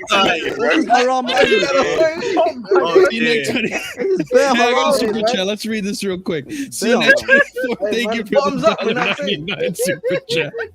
LOL, you missed the point, but what's new? Big up, Ziad. Big up, bro. I got your point loud and clear, man. Don't worry. I thought I'll look at it. You missed the point. Like Ziad misses the target every game, bro. Like, shut up, Scott. You're a hater, bro. How can you miss the target when you play 3 games a season, bro? The guy plays out 3 games a season, bro. Fucking shit. 3 games a season and 0 goals. Wait, what did Lewis say? What did Lewis say, bro? Oh, Brian. I don't know what Lewis said. I don't know what Lewis said. Yeah, Lewis, you're a hater, bro. Lewis, you're a hater, bro. Dog said he's ashamed that he has a ZX t-shirt. No, he's not. No, he's gonna wear that with pride. He's gonna wear that with a bunch of hot water on the back and get rid of it. Okay, I gotta be honest though. I do need to. I know you got a ZX question, bro. Not like that. I know we got rid of most of the deadwood, but what's gonna happen with the deadwood that we didn't get rid of and we don't manage to get rid of? Because there's not been much. We don't have deadwood. Strasbourg. Who's left, Marshall? Marshall, who's left? What? Ziyech is left. That's the whole point. Ziyech, Lukaku. No, Lukaku's still really getting Vlahovic. Right? We're getting Vlahovic. And Cho is set to be sold to honestly, right now. Oh yeah, Cho. Honestly, the only deadwood I'm worried that we're still gonna end up keeping is Galadog and Ziyech. Everyone else. I mean, I'm worried about Lukaku. Gallagher is actually Lukaku will leave. That brother is not spending a year on the bench. Do you know what Lewis? Let me tell you a fact. If Ziyech played as many games as Gallagher did last season, you would all be screaming for him to be a number 1 right winger. You might have to, if you got this kid agreeing with you, you might have to drop the Ziyech. Oh, I'm not gonna lie, bro. No, I don't need the backup, bro. Stay there, bro. I don't need backup, bro. I don't need backup. Bro, no, this is a guy who reps Havertz, by the way, and keeps and like. Yeah, I'm not involved. Was chatting to us earlier about Havertz and don't involve me with Matt, bro. Matt, stay there, man. Stay there, bro. Again, just as bad as each other. The fact that people can make a genuine, like claim, decisive, can make a judgment. That's the word, like a genuine judgment on Madueke after about 400 minutes of football at Chelsea Football Club is mad. That's insane. You mean in terms of getting rid of them? Bitter about your players that you wanted that were dead here. Look to Madueke. The club. Not you, Scott. I'm talking about the chat. No. I'd say Zia. The thing is, if you can look at Madueke, considering what he had to play in last season, because this is the thing, by the way, is we gave the same level of leeway to Mudryk, we gave the same level of leeway to Enzo, we gave the same level of leeway to all the other guys that came in. But it's look at what he had to play in last season, when it came to either under Potter, under Lampard, or whatever, and you've determined that what you saw last season mean he's not good enough. Bro, then what are we doing? Then we should get rid of Mudryk as well. Defending Kai Havertz 20 minutes ago, by the way. Yeah. How can you defend Kai Havertz though? Yeah, they just don't know ball. This They Marshall, don't know bro, ball. you It's like listen to off this mad after waking the with all that. They just don't know ball, man. Lewis, they just don't know ball, man. They're not that. Go ahead, Deluded. You could talk to me because I'm the one that defends him. Well, sort of. brother has a chance in almost every attacking position. Like he just didn't do it. And now like I have Arsenal fans. I see Arsenal fans in the comments, doing mental gymnastics, trying to think like, because Chelsea didn't play him in the right positions. We tried to put him in every position to be successful. Cap. And That's he cap. didn't That's do cap. it. That's just a lie. I don't bro. think it's the next. You're a Havertz fan too, bro. Don't do that to me, bro. I'm not a Havertz fan. Just don't lie on his He name, likes innit? to rep the I'm a sticks. Havertz fan. I'm not a Before, Havertz fan. before we just don't lie before on we his cook name, Ziad innit? on his Havertz on being a Havertz fan you as well. have a- Francis is spitting, by the way. No. Francis is absolutely spitting. By You're the way. not spitting, bro. He's chatting shit, bro. No, he's Bro, spitting. Lampard, Yeah, also- listen, Lampard is a shit man. Yeah. I want to know why Lampard- Ziad. You're no Ziad. Oh no, it was mad waking. My bad. What if I was Yeah, thinking, Lewis, Yeah, hold back to that, bro. cooking Ziad. Yeah, No, hold that, bro. Ziad, I want to say this. I'm To you, like- yeah. Lampard, is an actual. Listen, Lampard, he's a fraud. Yeah, don't get me too good. Let's not get it twisted. As a But manager. in his first season, though, he actually in the second season, sorry, when he brought Havertz in, he actually tried to play Havertz in multiple positions, and it wasn't working. Wait, He played him on in the the right. second season. Yeah, his second season. Yeah, the Lampard- season he got sacked. What manager, Yeah, bro? but Yeah, his what, fault was really? that Havertz wasn't You know working what? on the right. You know what? Let me He tell you wasn't something, working yeah? in the eighth You know what? Let me tell you position. He something. wasn't working in the nine. Big up Frank Lampard because he's the reason Hakim Ziyech is at this club. So big up Frank Lampard, legend, legend, bro. Absolute legend. Absolute legend, bro. What do you mean I'm stuck for Allah, bro? Legend at this club, bro. Respect Lampard. I can't lie, he's a funny Respect guy. Lampard, man. Yo. Ziad, I have a question for you actually, because like I've heard you before on Lewis's channel talking about how we never really tried Havertz in the midfield, and I get your point, but like if he doesn't have the physical like capabilities to handle like the midfield, like is it the coach's fault not to put him there? Because at the end of the day, those coaches like they see what these players are capable of. And like, okay, you could say that Arteta is putting him in midfield, but time will tell whether that's like an actual good thing or not. But I don't think you can blame the coaches for not putting him in a position that they don't believe he can make it. And especially when we have, even though they were injured, but at the time we had like Kante and Kovacic and Jorginho, and I don't think he's better than any of them at what they do. None of them. No, I didn't say midfielder. No, I never said midfielder. I think we should have played them consistently with a striker, but we didn't. So, but why did we need to do that though? Yeah. Because that's how I feel like we get the best out of them. Hold that, bro. What do you mean, man? Do you know what it is? Well, though? Like, Arsenal. Okay, but how does that get the best out of him? Let me stop fight. Let's fight. Cool. Can I ask you a question then, Zia? Then how come Arsenal have done that and he looks just as bad? Have they played him in the 10 position? Yes. No, they haven't. They played him in the midfield 3. No, Look go at and the watch the 10. game against United, I'm bro. talking Go about and watch the game strike. against United and tell me where he played. Bro, Go and watch that game against United and tell me where he played. and who was their striker? Gabby Jesus. Was it not Nketiah? No, it was Nketiah, sorry. It was I tell you, Nketiah. Yeah, Nketiah's not a striker, but that guy's a semi-pro. Yes, he is, footballer. bro. He's not a striker, What do you bro. mean he's not a striker? He's He's not a literally a striker. striker. He's a striker. So he's When I where say did he striker, play yeah. When he says striker, he means a proven striker, Don't like a try legitimate. to, Scott, you're a smart man. Bro, Don't we've try to never do that, played with Scott. a proven striker You're a apart from smart Lukaku. man. Don't try to do that. You're a smart man. Don't try to do that. If we What do you mean don't try and do that? I'm telling you, he one played second. with a striker. When I say striker, I mean Chelsea level striker.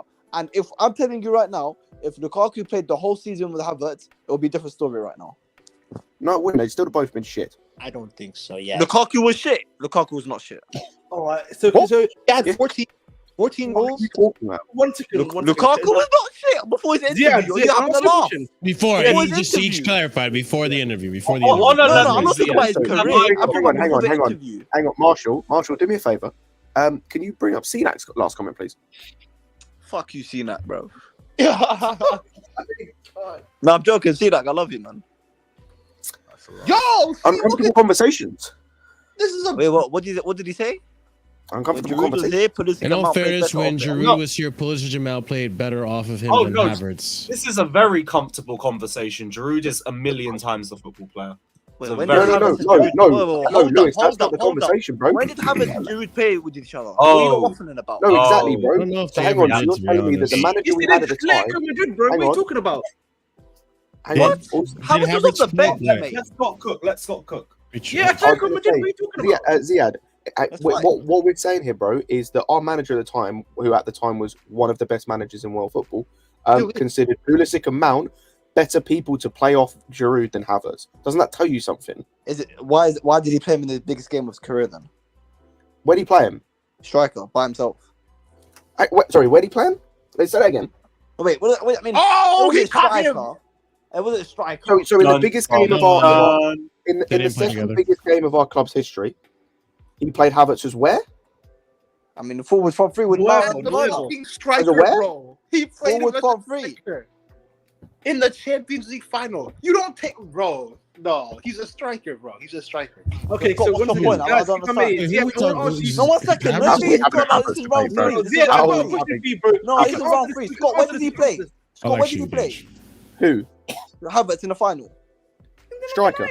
Okay. He was as a 10. He was more like a false 9. Bro, you said why didn't we play him in his best position? He was a striker that game. Scott, the main position we're having right now is that we should have consistently played him with a proper striker. We didn't do it with Lukaku, and B, we didn't do it with Giroud. So I don't know what your point is. Why when Kai Havertz said numerous times he could play as a striker? I don't care. That's the thing, though. Like, so you're gonna go against the player you're trying to defend? No, here's the problem with that argument. Here's the problem with the argument. Well, hold on, real quick, Zia, because I'm trying to defend you here. Here's the problem with the argument about why we tried Havertz as a 10 and then he never stayed there. Ziyech, how many games did Ziyech have that he was good and then he just never got the consistent run of games? How many times did the same thing happen with Pulisic? We had a good run of games and Tuchel just benched him for a Mount or other options in the left wing. Like, it's just we had Tuchel who was stuck in his ways and he just never stuck to players despite having decent games in that position. No, Scott, 1 second. Let me respond. Ziad, I've just remembered something that I need. We're gonna fight right now. Go on. No, I'm gonna cook you with this. Remember when Lukaku came? I don't know whether it was when he first came to Chelsea or when he came back after all the interview nonsense. There was a long period of games where Tuchel was playing him as the striker and Havertz was one of the 2 10s. And guess what? It still didn't work. So we did try that and it still didn't work. Because guess what? Havertz is shit. I don't. Okay, let me just answer what Lewis was saying about your Havertz can play striker, right? And he still played shit there. What about Mason Mount? He said when he joined Man United, he is the number 8. Okay, hold up. Calm your beans, bruv. Calm your beans. Man thinks we're gonna come here and defend Mount. No, 1 second. I'm giving you facts. No. I'm giving you facts that you don't like. He said he was a number 8, right? So where did we play him? Consistently playing 10 of the left, of the right, and he was shit, and we all shat on him for it. And he's the reason we want to have a club. So we didn't play him in his position. Where was Let me ask hang on, Ahmed. This is pure entertainment. Go ahead, Ahmed. Go ahead, Ahmed. I want to ask you questions, Ziad. You know what I'm saying? So listen, I'm gonna even remove past a lot of that. So I'm gonna talk about Havertz. No, don't remove, bro. Don't remove. No, I want to talk about. I personally want to talk about Havertz attribute. Do you think Havertz is physically in his state? Shit, we got 100 likes this stream. Okay, what do you say? Can Havertz physically compete in the Premier League? Yes or no? Get that Havertz minerals, bro. Let's go. Minerals, bro. Thank you for 100 likes, people. Yes or no? Yes or no? Yes or no? Bro, this guy was getting cooked by defenders that are small. Are you asking? Is he strong enough for the Premier League? That's the best spin I've ever seen, Marshall. Just to let you know, best spin ever. Are you asking? Is he strong enough for the Premier League? He's not strong enough for the Premier League. That's a lie, bro. I don't think that spin can be topped. Listen, Havertz is not built for the Premier League. Listen, I'm the first one to tell you. Anyway, man, me and Marshall 1-0, bro. Me and Scott 1-0. 1-0 to me, bro. Havertz is not built for the Premier League. My argument has always been we never consistently played him as a 10, who I would argue, and we can look into stats later on. We're the proper striker, Marshall. We're the proper striker. Well, not even just that, but just like he was still shit. Yes, even Tuchel wasn't playing. Even Tuchel wasn't called. They played him, in the so-called 9 role. He had Werner with him. He was switching places with. He was literally playing different positions. And is Werner a good partnership? Well, listen, that was the only at the time. Yeah, the guy that had Hudson as well. A good partnership. No, but do that listen, right look, wing back. Like I know you want to make this argument that Lampard played him in his position multiple times, but then there's other players around him, and then it's the manager's system. We were a freaking circle in the midfield. What is that? How is a number 10 supposed to perform when you got a fucking the great wall meteor fucking Pangea in the middle of the pitch, bro? Like it's just If he was good enough, if you had Tuchel playing him as a 10 with a proper like system, then maybe it would have been a different result. I'm not saying he's gonna cook at. Tuchel literally had him, Mason Mount, and Werner switching positions at multiple different points in time. What are you doing, Marshall? Yeah, but it's Werner, and Werner we saw towards the end of the Tuchel reign was being benched multiple times. Listen, we can always cuss out Mount. Don't get me wrong, but Mount in 2021 was not the problem at that point in time. He was actually playing quite decently at that time. Yes, I agree with you on that. Real quick, Dark. Real quick. Dark, thank you so much for the $1.99 super chat. Kai equals shit equals Ziyech. Move on. Shut up and rep that Ziyech top on, man. Rep it. Put it on it. Put it. You guys, I'm gonna head proudly. I'll see you there. I'll see you later. Later, Lewis. But yeah, what were you saying, Ahmed? I'm sorry, I didn't mean to. Yeah, I'm sorry, bro. I gotta go eat. Yeah, big up, guys, man. No, it's alright, man. Guys, want to join the discussion? I love you, Streamer link right there. Ahmed, I love you. Marshall, I love you. Everyone, I love you. Fatah, Appreciate you, man. Everyone, big up, man. Take care. Dark, wear that Thank you shirt with pride, man. Thank you for the 100 likes, ladies and gents. By the way, for like an extra hour and a half. I gotta eat, bro. I just got home. What you talking about? I'm talking to you, Marshall, not you, bro. Yeah, peace be. Bye. No, but Marshall, the game doesn't start until like 1:30 in the morning, so like you got extra 1 hour and a half. So I was gonna we got plenty of time. Yeah, we got plenty of time. We might not have the raid might not happen to your chat. We'll see. When are you gonna start your stream? I'm starting my stream on 1 a.m. half an hour before the game starts. Oh yeah, we got time. Damn. Yeah, we got. So we can just see. You can just send it even before I start the stream because it's still half an hour remaining, right? So if you close it at half an hour before the stream starts. Yeah. But I mean, let's bring it back to Lukaku. I don't know how we went into a Kai Havertz. It's because of Ziyech, man. I understand why you guys. It's always Ziyech's fault, man. To be fair, it wasn't even Ziyad. It was someone in the chat. Someone brought him up, and then he. It was our boy Matt right there. Yeah, our boy Matt. Ziyech is too strong, man.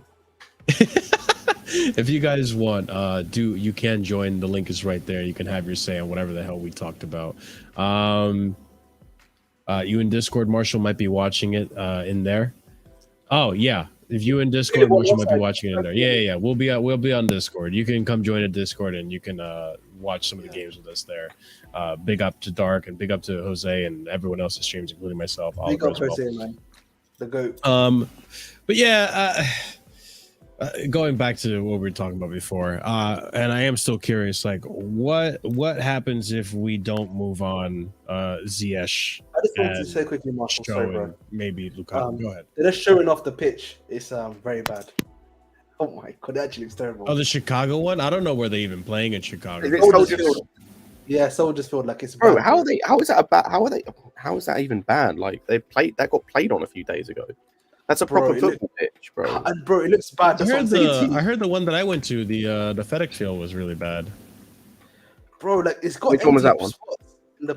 That's the one in Maryland, FedEx Field. That's the. I was just saying, well, that's not Commanders. You kind of understand that. That's not a football pitch. That's American football. It's not designed. They use AstroTurf in American football. They use actual grass. I'm surprised none of the players got hurt. To be honest with you. Like, oh yeah, if you I've literally shared my screen. You can literally see the picture of the pitch right now. Look at that pitch, bro.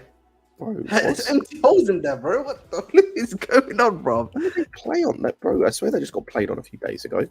I don't know what's going on, Scott, bro. That is not a pitch, big man. Bro, it literally got played on. I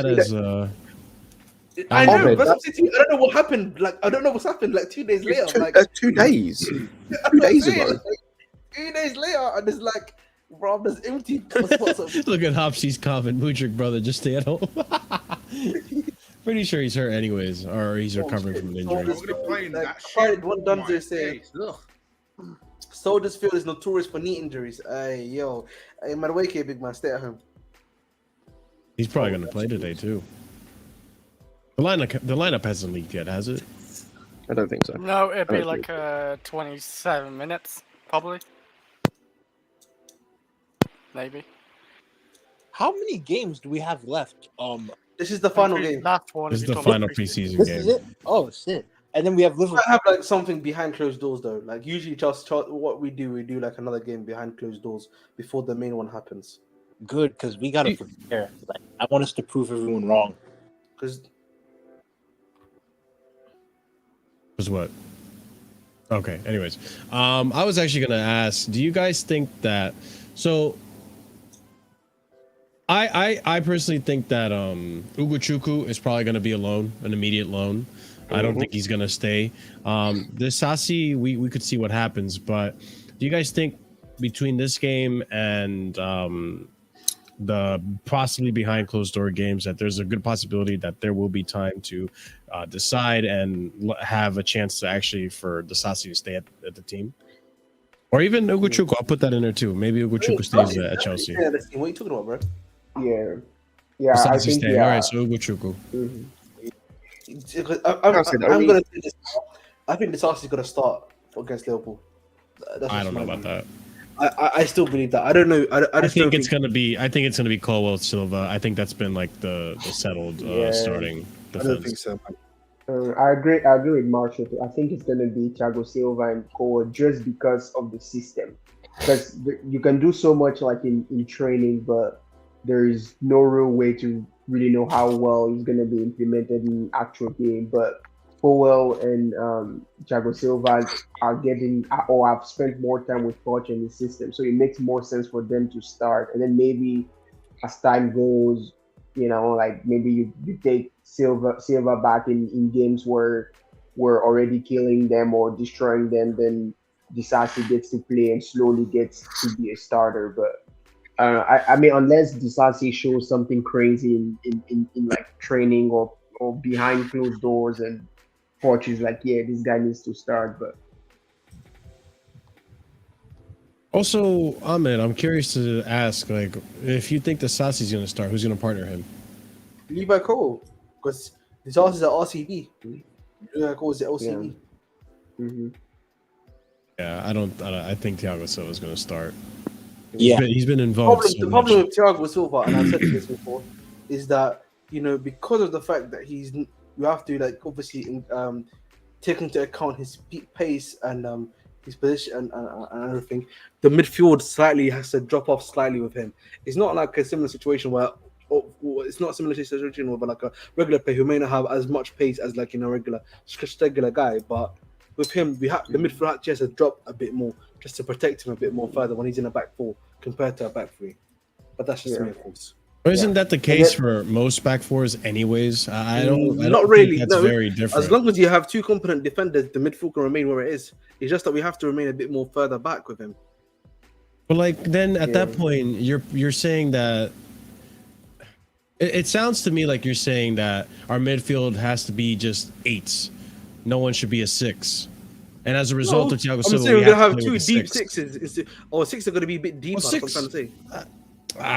I don't know how big of a difference that's gonna make. Yeah. Also, Ahmed, like, quick question to you too, because if our first game was like Luton or Crystal Palace, I can see why you would say Disasi, would start. But in a game of that magnitude, playing Liverpool, who are arguably title challengers, don't you think it's a little too risky to get someone like Disasi, who hasn't, who's only been training with the squad on like just to start on such an important game? I think that, of course, that's a fair point. But I think with Disasi, because of his age and the league that he's been playing at, I don't think it's necessarily much of a problem in my eyes. I was actually gonna bring this up now that we're talking about Disasi, and I'm sure we'll discuss it again on Sunday. But it's tough. I've got to head out, Marshall, though, yeah. But I'll see you at 1 a.m., bro. Yeah. Yeah. I'll see you, brother. With the Disasi coming in, this is very likely that Chalaba's gone. So that being said, I mean, I think it's as much as I don't necessarily think Chalaba is a bad defender at all. I think he's relatively good. He just needs to be played more often in order to get that match sharpness and continue on that form. But in relation to Chalaba, how do you guys feel about him leaving? Honestly, oh, sorry. You go ahead. I was gonna say, well, for me it sucks because like Chalobah is a good backup and all that, and I didn't really want to spend any more money on a centre back because I wanted to keep it for midfielders. Because I feel like Todd Bowley is. I could be wrong, of course. I don't know the behind the scenes and all that, but it feels like Todd Bowley and all that has just forgot about our midfield. Like we need a start in DM. Like if it's Lavia or someone else or Caicedo, where our main priority is. Like Caicedo, I do want. Like I think he can be the man to take us top 4 as well with like Enzo and that with him. But it does suck like Chalobah has to go because Chalobah we have for free and we just spent 45 million on a centre back. It's depending on how much you can get on Chalobah as well. Like if we can get 30 million on Chalobah, I'd take it. You know what? This is another factor too, which before you go diluted, I feel like they love pure profit. Yeah, I mean they've made a lot of profit off of these homegrown players. Chalobah, Mount. Who else did we sell that was homegrown? Loftus Cheek. There's Ampadu. They're entertaining an idea of selling Gallagher. And you know what? Maybe they might even do the same thing to Broja. I'm nervous that they might do that, but hey, if at the end of the day Chelsea have really good strikers, then I'm not going to complain. You know, we need good strikers, and if he's not good enough, then maybe oh well. But diluted, you were going to say something. I also agree. Like, if it's what the club thinks is best right now in this situation, then I would let him go. I like Chalobah, but like, it looks like we're bringing in a pretty good replacement anyway. Marshall, it's been a fun. Butter, have a good night, brother. Yeah, bro. We'll see you.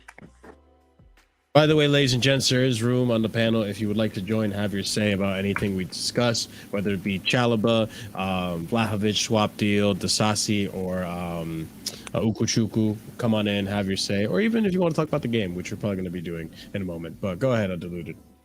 Can we talk about the game? Sure, let's do it. What do you want to talk about, man? How do you feel about it?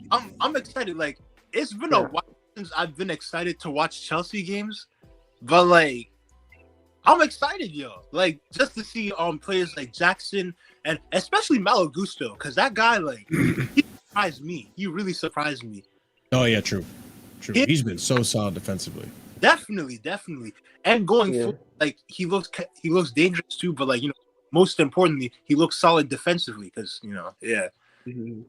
I was also before. Yeah, I know we're talking about the game, but I wanted to go back to the Chalobah like debate. For me, I don't really have like any like deep feelings about Chalobah leaving or not, because from what it seems like, it was like Chalobah was always gonna be on the move because we were gonna have Fofana, Thiago Silva, Colwell, and Badiashile, and so the reason why it would be on the move from the start is because maybe Poch and his team have seen something that they just don't like and they've wanted to improve on anyways. And then I know some people have said, oh, maybe, but it would still be good backup. But I've heard also, whether it's rumors that are true or not, but we've heard that Poch only wants 4 center backs. And so if he only wants 4 center backs and Chalobah wasn't of the level that he wanted in his team, then it makes sense to go get someone who is better and then still move Chalobah on.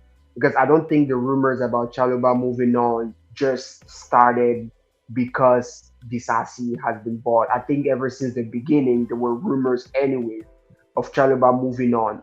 Since last summer, we know Inter were in for him and we're trying to potentially let him go. The only reason I think why it hasn't gone is because people like, let's say, Koulibaly hadn't like kicked on well and the whole team was just not very good, and it was one of the few shining lights. And so I don't think we should have any like bad feelings about him leaving. I think the club was always trying to move him on anyways because there was a ceiling probably to how good he was, and they just didn't think, you know, it was gonna improve. And so that's how at least I see it. So and Disasi seems like a competent enough like person to come in. He's 25, so he has that experience. And so yeah, that's how I see it. I think one thing to take into consideration, and I agree with most of what you're saying. I think another factor is, and it feels this way to me at least, that between the scouting team, the board, it seems like the bar, the standard to be a Chelsea player has been raised tremendously, to the point where Chalobah's not up to scruff anymore. We have players like Gallagher who the board want to get out because they don't think you're good enough, but we have Pochettino kind of fighting with the board about keeping him. Mount wasn't up to the scruff. Kai Havertz wasn't up to scruff. Loftus-Cheek wasn't. Like, it's almost like a very harsh bar to set, but it's almost like the owners are trying to say only the best of the best can make this club. And yeah, I mean, that's what we've seen. That's why I haven't heard anything about selling on Chilwell, well, I shouldn't say Chilwell. Chilwell's under his own criticism this season. We'll see. I'll be looking at that with a very fine-tooth comb. We saw what's going to happen with possibly Cucurella. If a deal comes in for Cucurella, they're inclined to sell Cucurella, and Cucurella is supposed to be one of the more experienced left backs and center backs in that position in that team. Even Sterling. Also, even Sterling's place is not safe. Yeah, or even Marshall. Remember, even like a good example is Maatsen. When Maatsen came back from his loan, there were strong rumors, or not even strong rumors, was out there that we're trying to sell him for, I think, 30 million pounds. And then we know that Burnley made like a bid, but that was below what we wanted. And then when preseason started, he impressed Poch, and all of a sudden you don't hear any of those rumors again that Maatsen is for sale. So I agree with you that the standard has definitely been raised, and those who are proving to Poch that they're good enough, they're no more on the selling market. But we still hear those rumors about Cucurella, right? Because he's still making stupid mistakes on the field and all this kind of stuff. So and go ahead. That's a good thing in my opinion, that this whole thing of only the best can play for Chelsea, because it's true, only the best can play for us. Like, the bar was really low for a long time. Too low, bro. Too freaking low. Yeah. Like, we're having conversations with like other fans. Like, this whole past season, the disrespect towards Chelsea, I wouldn't say it's unacceptable because we deserved it, but like, I can't have conversations with Tottenham fans about what we're doing. It's not acceptable. So I'm glad that like we're raising the bar again. Yeah, and even another. Oh, sorry. You go, Marshall. I'll go after you. No, I was just gonna, transition this into the games. It's even gotten us excited about the games now. Like last season, it was painful. I was not looking forward to the games. It was painful to watch. I just didn't know what the result was. We were begging for a win, and now I'm excited to see us play again. I'm excited to see Jackson, who is the first striker to come to Chelsea in a long time, to actually look like a striker, actually have a full-rounded ability of a striker, play with a partner, set up goals, get himself in good position, get him runs in behind. Something that Chelsea have been deprived of for so long. And then we have, players like Mudryk and Madueke stepping up, and now they have competition in between Angelo and potentially Olise, or potentially who else we're getting on the left wing. We don't know. There's competition in the attacking positions, is what I'm trying to get at. Even Nkunku's able to play on the left wing from time to time as well. Like, it's just like now the bar has been raised so high that I wouldn't be surprised if, like, let's say a player like Nkunku this season maybe doesn't get enough goals. Like we saw what happened with Felix, right? We were all impressed with Felix when he came into this team, or most of us were. Obviously, the output wasn't there, but like we could tell there's a big difference between Felix in that position versus Mount in that position. And even Felix couldn't cut the scruff. Even Felix couldn't make it to the team. You know what I think there's a difference about, like, we had Nkunku coming in, so we probably thought no point buying another number 10 or striker when you got Nkunku coming in, and he's done well. I just don't think, they think Nkunku can do that as well, so there's no point having both the same. That's why I think he didn't cut it as well. They might even think Nkunku could do better. Yeah, I feel I think Nkunku might do better too, but but it's no point buying. How much do they want for him? Like 90? They wanted like 100 mil almost. Exactly. That was the problem too for me, is the price. Yeah. and his lack of And then, Go on. What was that diluted? like he has a. I feel like Nkunku has better output than João Felix anyway, and like he can get into better positions to score too. Even though I like João Felix and like how he plays, it looks nice, but like I feel like Nkunku could have better output than him. At the end of the day, it's not about how you do it; it's about doing it. It's about being efficient. Yeah. So if Nkunku can give you the same exact numbers, but not be as like fancy and elegant to the eye, then who gives a crap? You know, Felix was nice to watch. I'm not gonna lie, but the output wasn't there. He missed too many goals. Man was crossbar FC. You know what I'm saying? Like he was a crossbar merchant. So it was just like it was a tough decision to make. But I think at the end of the day, like it's what's best for Chelsea. You know, same thing with Broja. I like Broja. I really rate him. But at the end of the day, if Vlahovic cooks and Jackson, if we get Vlahovic, that is, Jackson comes in, he's competition, he cooks, and he does better. Like I don't know, if they both of them have really good competition, then you have Fofana coming back and he has a good loan. Like it's gonna be tough competition, Broja, and you might get sold. Yeah, and then Marshall, still talking about their like levels that are raised now. I think a big point. I know you've mentioned that because I listen to the streams every time. My first time being on live, and thank you for bringing me on. But I was thinking about how you always and everyone in the panel give a lot of praise to Poch because I think look at the difference it makes to have someone who is raising those standards. I don't know if you guys saw the recent quotes of Enzo where we're saying that the goal is to win the Premier League, right?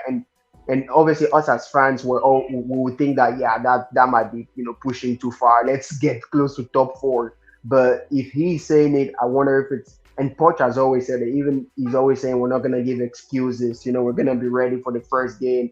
Whoever doesn't want to be here won't be here, and whoever wants to stay, we'll make sure that they perform to their level. And so I think Poch just coming and even I think he's even showing what the standards should be to the owners.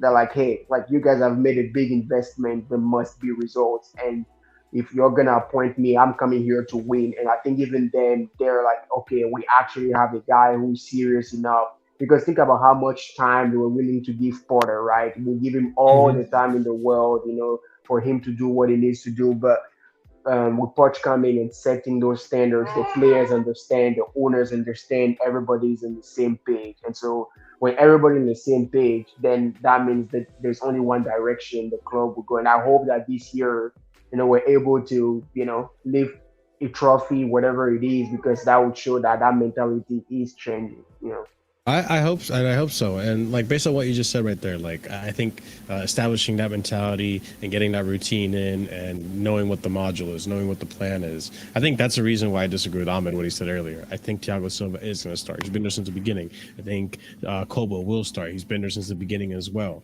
Like we'll see what.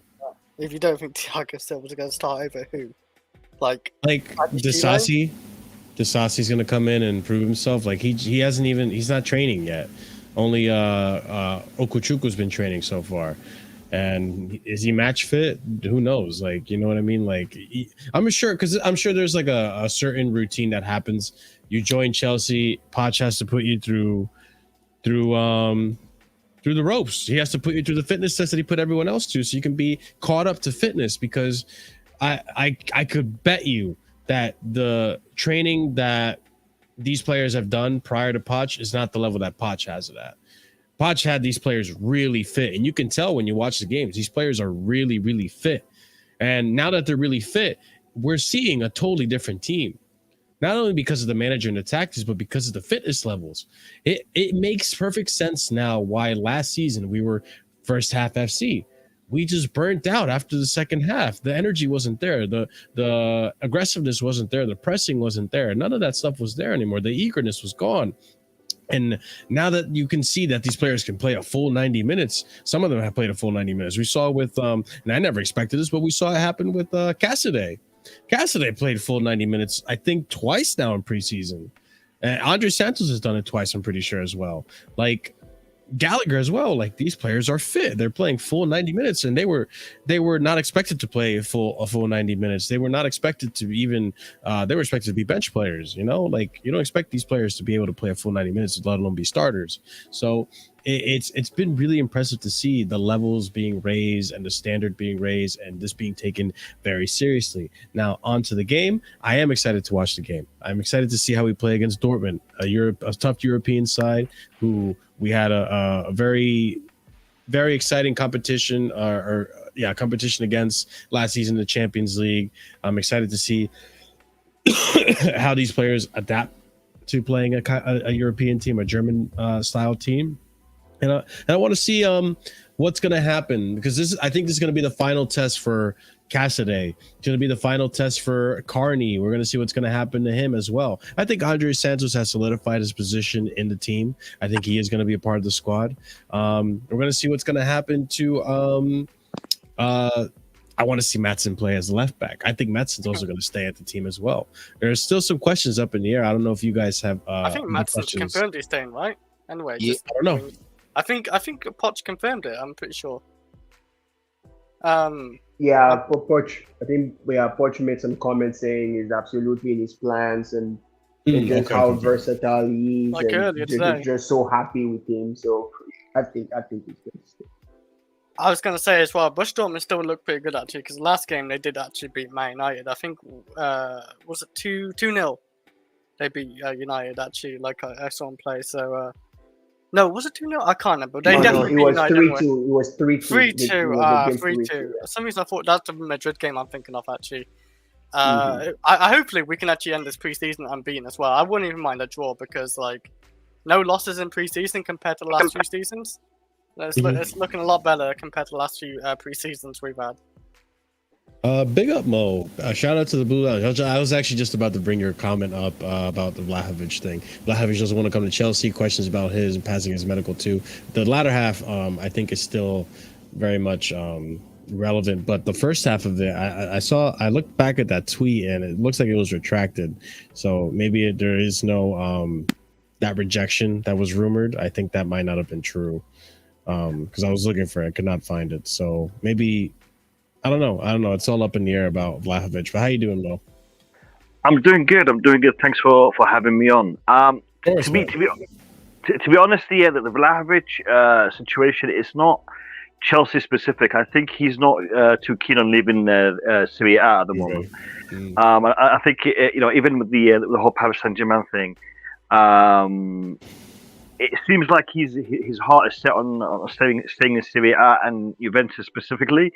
So we should not take it personal, as Chelsea fans. He doesn't want to come to Chelsea specifically. I think he's not keen on leaving Serie A.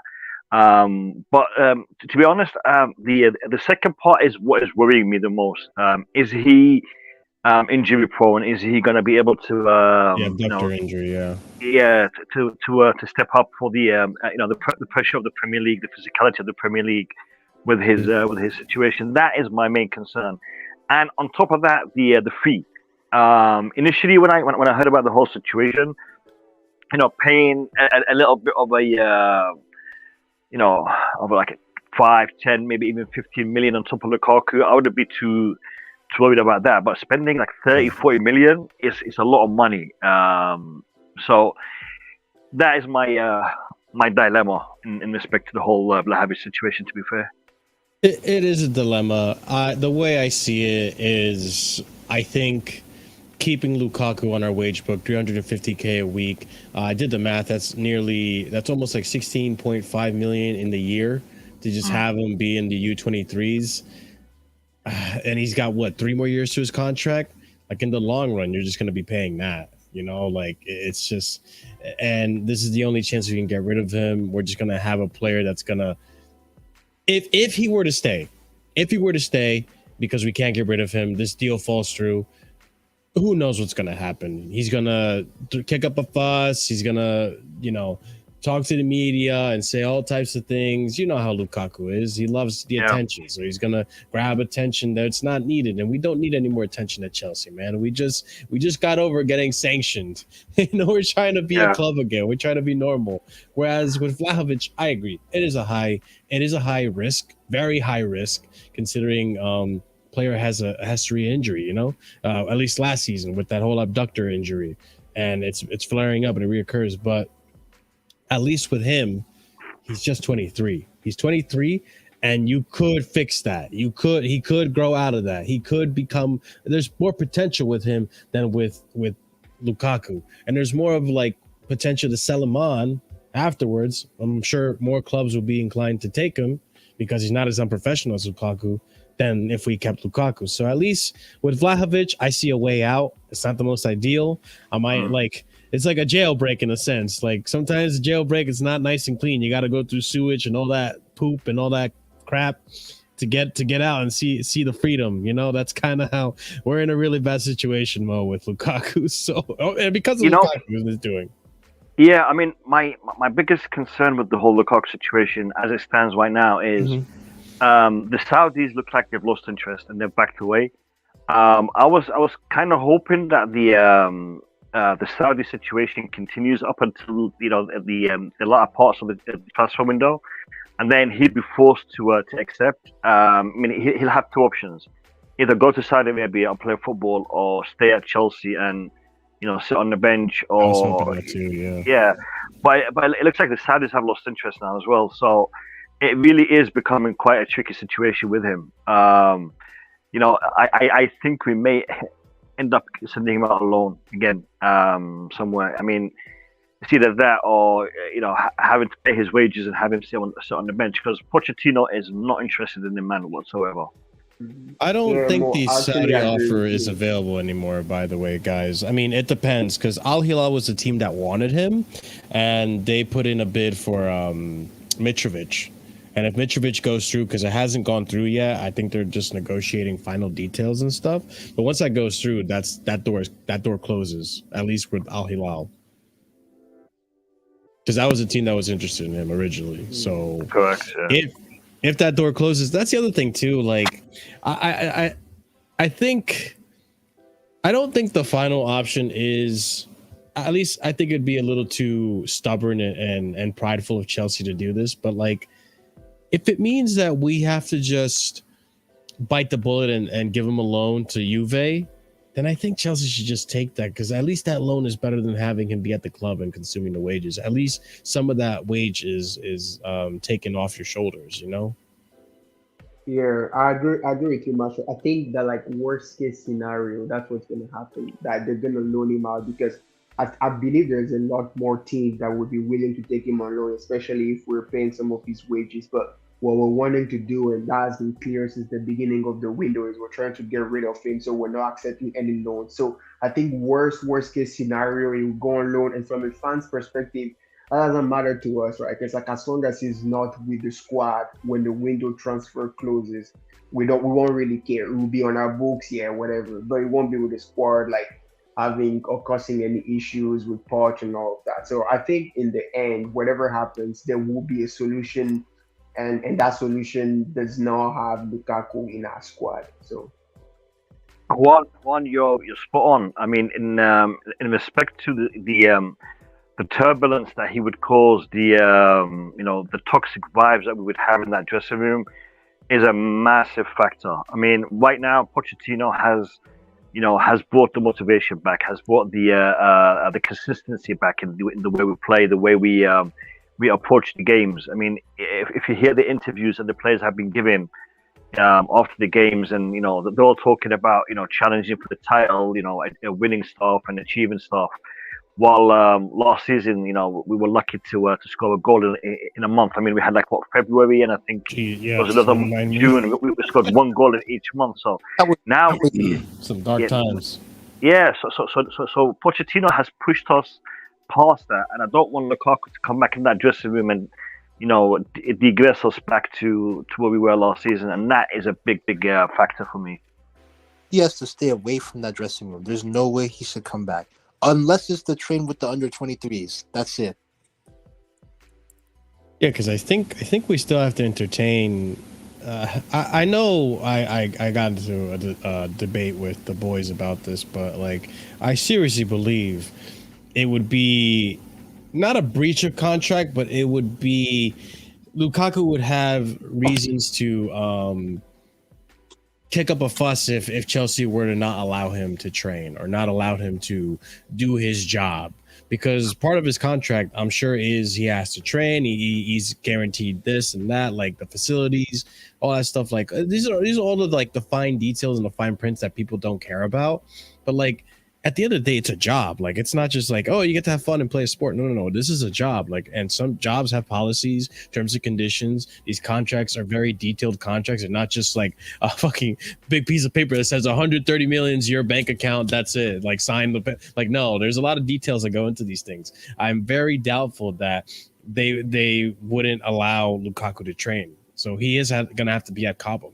He is gonna have to show up with at least the U23s or something. And even then, like, who knows what Lukaku and his lawyers could come up and say about how Chelsea been treating him, and it's just a whole mess, man. And I'd rather just loan him out, and see what happens. You know, if we can't get the sell, obviously sell him if you can. I think this Vlahovic deals are a good way out of it, and I know there is a scare with the injury on Vlahovic, but it could end up working out for us. Best case scenario. And he could end up being our top goal scorer this season, gets us plenty of goals. Or worst case scenario, now we're stuck with an injury-prone 23-year-old. And he potentially could go on to another club. I'm sure more clubs will want him. It's the risk. That's where I stand with that. It's the risk we have to take, because if Lukaku stays another year, he devalues like 10 million or whatever, or 20 That's the other million. thing. This is the other thing I was worried about too. I don't want him to corrupt the U23s either. He can try, man. He won't even get starting position at under 23s. You know, it might make sense just to terminate his contract and pay out whatever's I heard that too. Nah, don't give this brother money. Don't give him any more money. It's 50 million. I'd rather not. He's already took enough money off Chelsea. Yeah, wages and price, like 97 million. We bought him, the biggest flop in the Premier League history. Nah, look at it this way. Yeah, you have a healthy body, but you just find out you've got cancer, and you got to pay some money to get rid of that cancer. You're gonna do that, right? He's cancer, man. I'm just saying. No, but like I ain't denying it. Yes, you will pay it off, but I don't know. Try get the deal with Juventus to do it, because like that's probably our best chance to finally get rid of Lukaku and bring in a player at least who we can probably sell on if it doesn't work out at Chelsea. But I'm trying to say like this guy is trying to play at the Euros, which is like next summer, right? Yeah. I already said this, but like he's trying to play at the Euros. Oh, well, I don't want to say there's no way, because you never know with this guy. It's highly unlikely that he is going to like just sit here like in our team. Even if we don't try and make a move for him, he's gonna try and find something for himself. He's gonna try and get out. But that's why it doesn't make sense to me.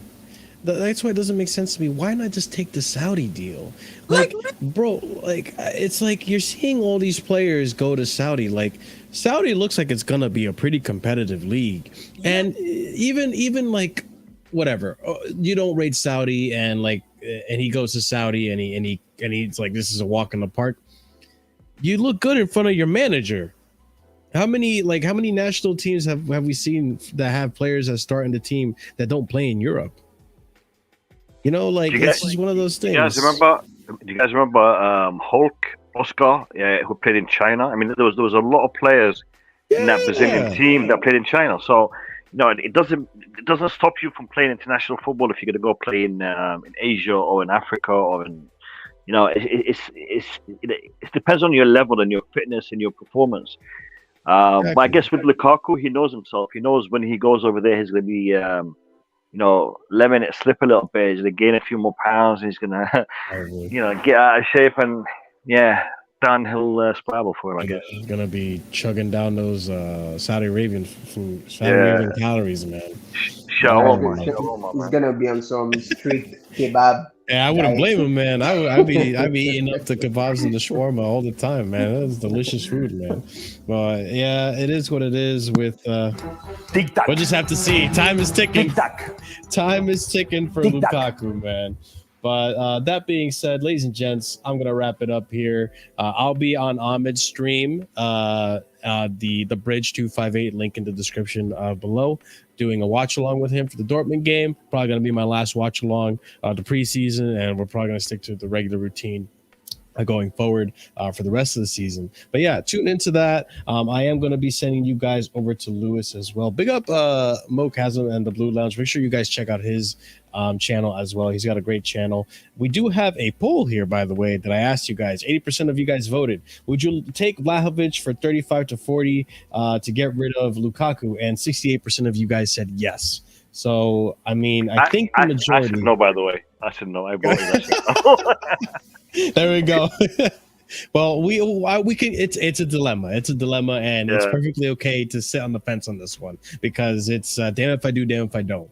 So it is a tough situation to decide yes or no. So or to be there isn't a right answer here.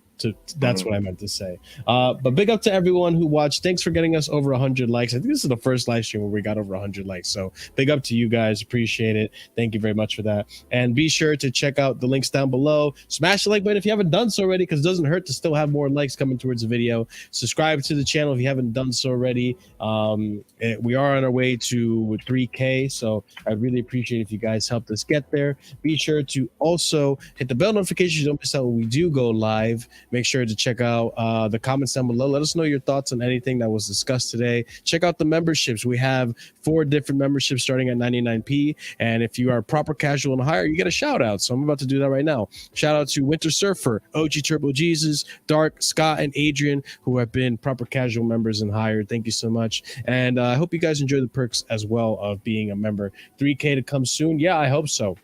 We are well on our way to 3K, and thank you guys once again for helping us hit 2K. That's a big milestone for us. But big up to you guys who joined us today. We'll be doing another stream tomorrow in reaction to the Dortmund game. And hopefully you guys do enjoy the game. If you're going to be staying up, do check out the Discord because we'll be probably watching it on the Discord. But we're going to go ahead and raid Carefree Lewis. So copy and paste that raid message, and I'll catch you guys over there for his stream. And thank you guys as usual.